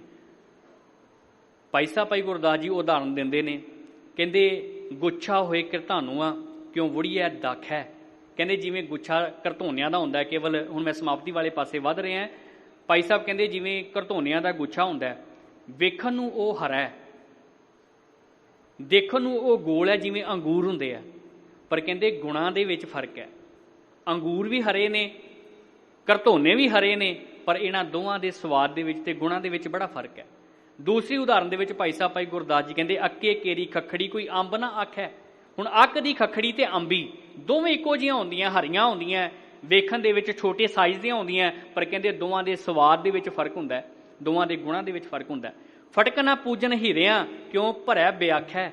ਫਟਕ ਦਾ ਭਾਵ ਹੁੰਦਾ ਬਲੌਰ ਬਾਂਟੇ, ਤੇ ਹੀਰੇ ਦਾ ਭਾਵ ਤੁਸੀਂ ਸਮਝਦੇ ਹੀ ਹੋ। ਭਾਈ ਸਾਹਿਬ ਜੀ ਕਹਿੰਦੇ ਬਲੌਰ ਕਦੀ ਵੀ ਹੀਰਿਆਂ ਦੀ ਬਰਾਬਰੀ ਨਹੀਂ ਕਰ ਸਕਦੇ ਹੁੰਦੇ। ਅਖੀਰ ਦੇ ਵਿੱਚ ਭਾਈ ਸਾਹਿਬ ਭਾਈ ਗੁਰਦਾਸ ਜੀ ਕਹਿੰਦੇ ਨੇ ਇਸੇ ਤਰ੍ਹਾਂ ਕਰਤੂਤ ਸੁਭਾਖ ਹੈ ਤਿਉਂ ਸਾਧ ਅਸਾਧ ਪਰਖੀਆਂ ਕਰਤੂਤ ਸੁਭਾਖ ਹੈ। ਮਨੁੱਖ ਆਪਣੇ ਕਰਮਾਂ ਦੇ ਨਾਲ, ਅੰਦਰ ਦੇ ਨਾਲ ਪਛਾਣਿਆ ਜਾਂਦਾ ਹੁੰਦਾ ਹੈ, ਬਾਰੀ ਵਿਖਾਵਿਆਂ ਦੇ ਨਾਲ, ਭਰਮ ਸਥਾਪਿਤ ਕਰਨ ਦੇ ਨਾਲ ਨਹੀਂ। ਸੋ ਸਾਨੂੰ ਵੀ ਸਾਧ ਸੰਗਤ ਜੀ ਜਾਚ ਆ ਜਾਏ ਕਿ ਭਗਤ ਸਾਹਿਬ ਜੀ ਨੇ ਜਿਵੇਂ ਉਸ ਪਰਮਾਤਮਾ ਦੀ ਪੂਜਾ ਕੀਤੀ, ਆਪਣਾ ਤਨ ਆਪਣਾ ਮਨ ਉਹਦੇ ਅੱਗੇ ਚੜਾਇਆ, ਅੰਤਰਿਕ ਤੌਰ ਤੇ ਰੂਹਾਨੀਅਤ ਤੌਰ ਤੇ ਉਹਨਾਂ ਨੇ ਉਹਨੂੰ ਯਾਦ ਕੀਤਾ, ਨਾ ਕਿ ਬਾਹਰੀ ਤੌਰ ਤੇ ਇਹ ਜਾਤ ਸਾਨੂੰ ਵੀ ਆ ਜਾਵੇ। ਸੋ ਇਹ ਵਿਚਾਰਾਂ ਕਰਦਿਆਂ ਅਨੇਕਾਂ ਪ੍ਰਕਾਰ ਦੀਆਂ ਗਲਤੀਆਂ ਤੇ ਤਰੁੱਟੀਆਂ ਹੋ ਗਈਆਂ ਨੇ। ਗੁਰੂ ਸਾਹਿਬ ਤੇ ਗੁਰੂ ਸਾਹਿਬ ਜੀ ਦੀ ਸਾਜੀ ਨਵਾਜੀ ਸੰਗਤ ਬਖਸ਼ਣਯੋਗ ਹੈ। ਵਿਸ਼ੇਸ਼ ਤੌਰ ਤੇ ਧੰਨਵਾਦ ਸਾਹਿਬ ਸ੍ਰੀ ਗੁਰੂ ਗ੍ਰੰਥ ਸਾਹਿਬ ਜੀ ਮਹਾਰਾਜ ਜੀ ਦਾ, ਜਿਨ੍ਹਾਂ ਨੇ ਉਦਮ ਬਖਸ਼ਿਆ, ਗੁਰਬਾਣੀ ਸ਼ਬਦ ਵਿਚਾਰ ਆਪ ਜੀ ਦੇ ਨਾਲ ਸਾਂਝੀ ਕੀਤੀ ਹੈ। ਵਿਸ਼ੇਸ਼ ਤੌਰ ਤੇ ਧੰਨਵਾਦ ਕਰਨਾ ਚਾਹਾਂਗਾ ਸਿੰਘ ਸਾਹਿਬ ਗਿਆਨੀ ਰਘੁਬੀਰ ਸਿੰਘ ਜੀ ਦਾ, ਜਿਨ੍ਹਾਂ ਨੇ ਸਮਾਂ ਦੇ ਕੇ ਨਿਵਾਜਿਆ, ਔਰ ਸ਼੍ਰੋਮਣੀ ਗੁਰਦੁਆਰਾ ਪ੍ਰਬੰਧਕ ਕਮੇਟੀ ਦੀ ਸਮੁੱਚੀ ਮੈਨੇਜਮੈਂਟ ਦਾ, ਸਮੁੱਚੀ ਸੰਗਤ ਦਾ ਬਹੁਤ ਬਹੁਤ ਧੰਨਵਾਦ। ਆਓ ਆਖਰੀ ਪੰਕਤੀਆਂ ਦਾ ਪਾਠ ਕਰਕੇ ਸਮਾਪਤੀ ਕਰੀਏ ਜੀ। ਪੂਜਾ ਅਰਚਾ ਆਹੇ ਨਾ ਤੋਰੀ, ਕਹਿ ਰਵਿਦਾਸ ਕਵਨ ਗਤ ਮੋਰੀ। ਵਾਹਿਗੁਰੂ ਜੀ ਕਾ ਖਾਲਸਾ, ਵਾਹਿਗੁਰੂ ਜੀ ਕੀ ਫਤਿਹ।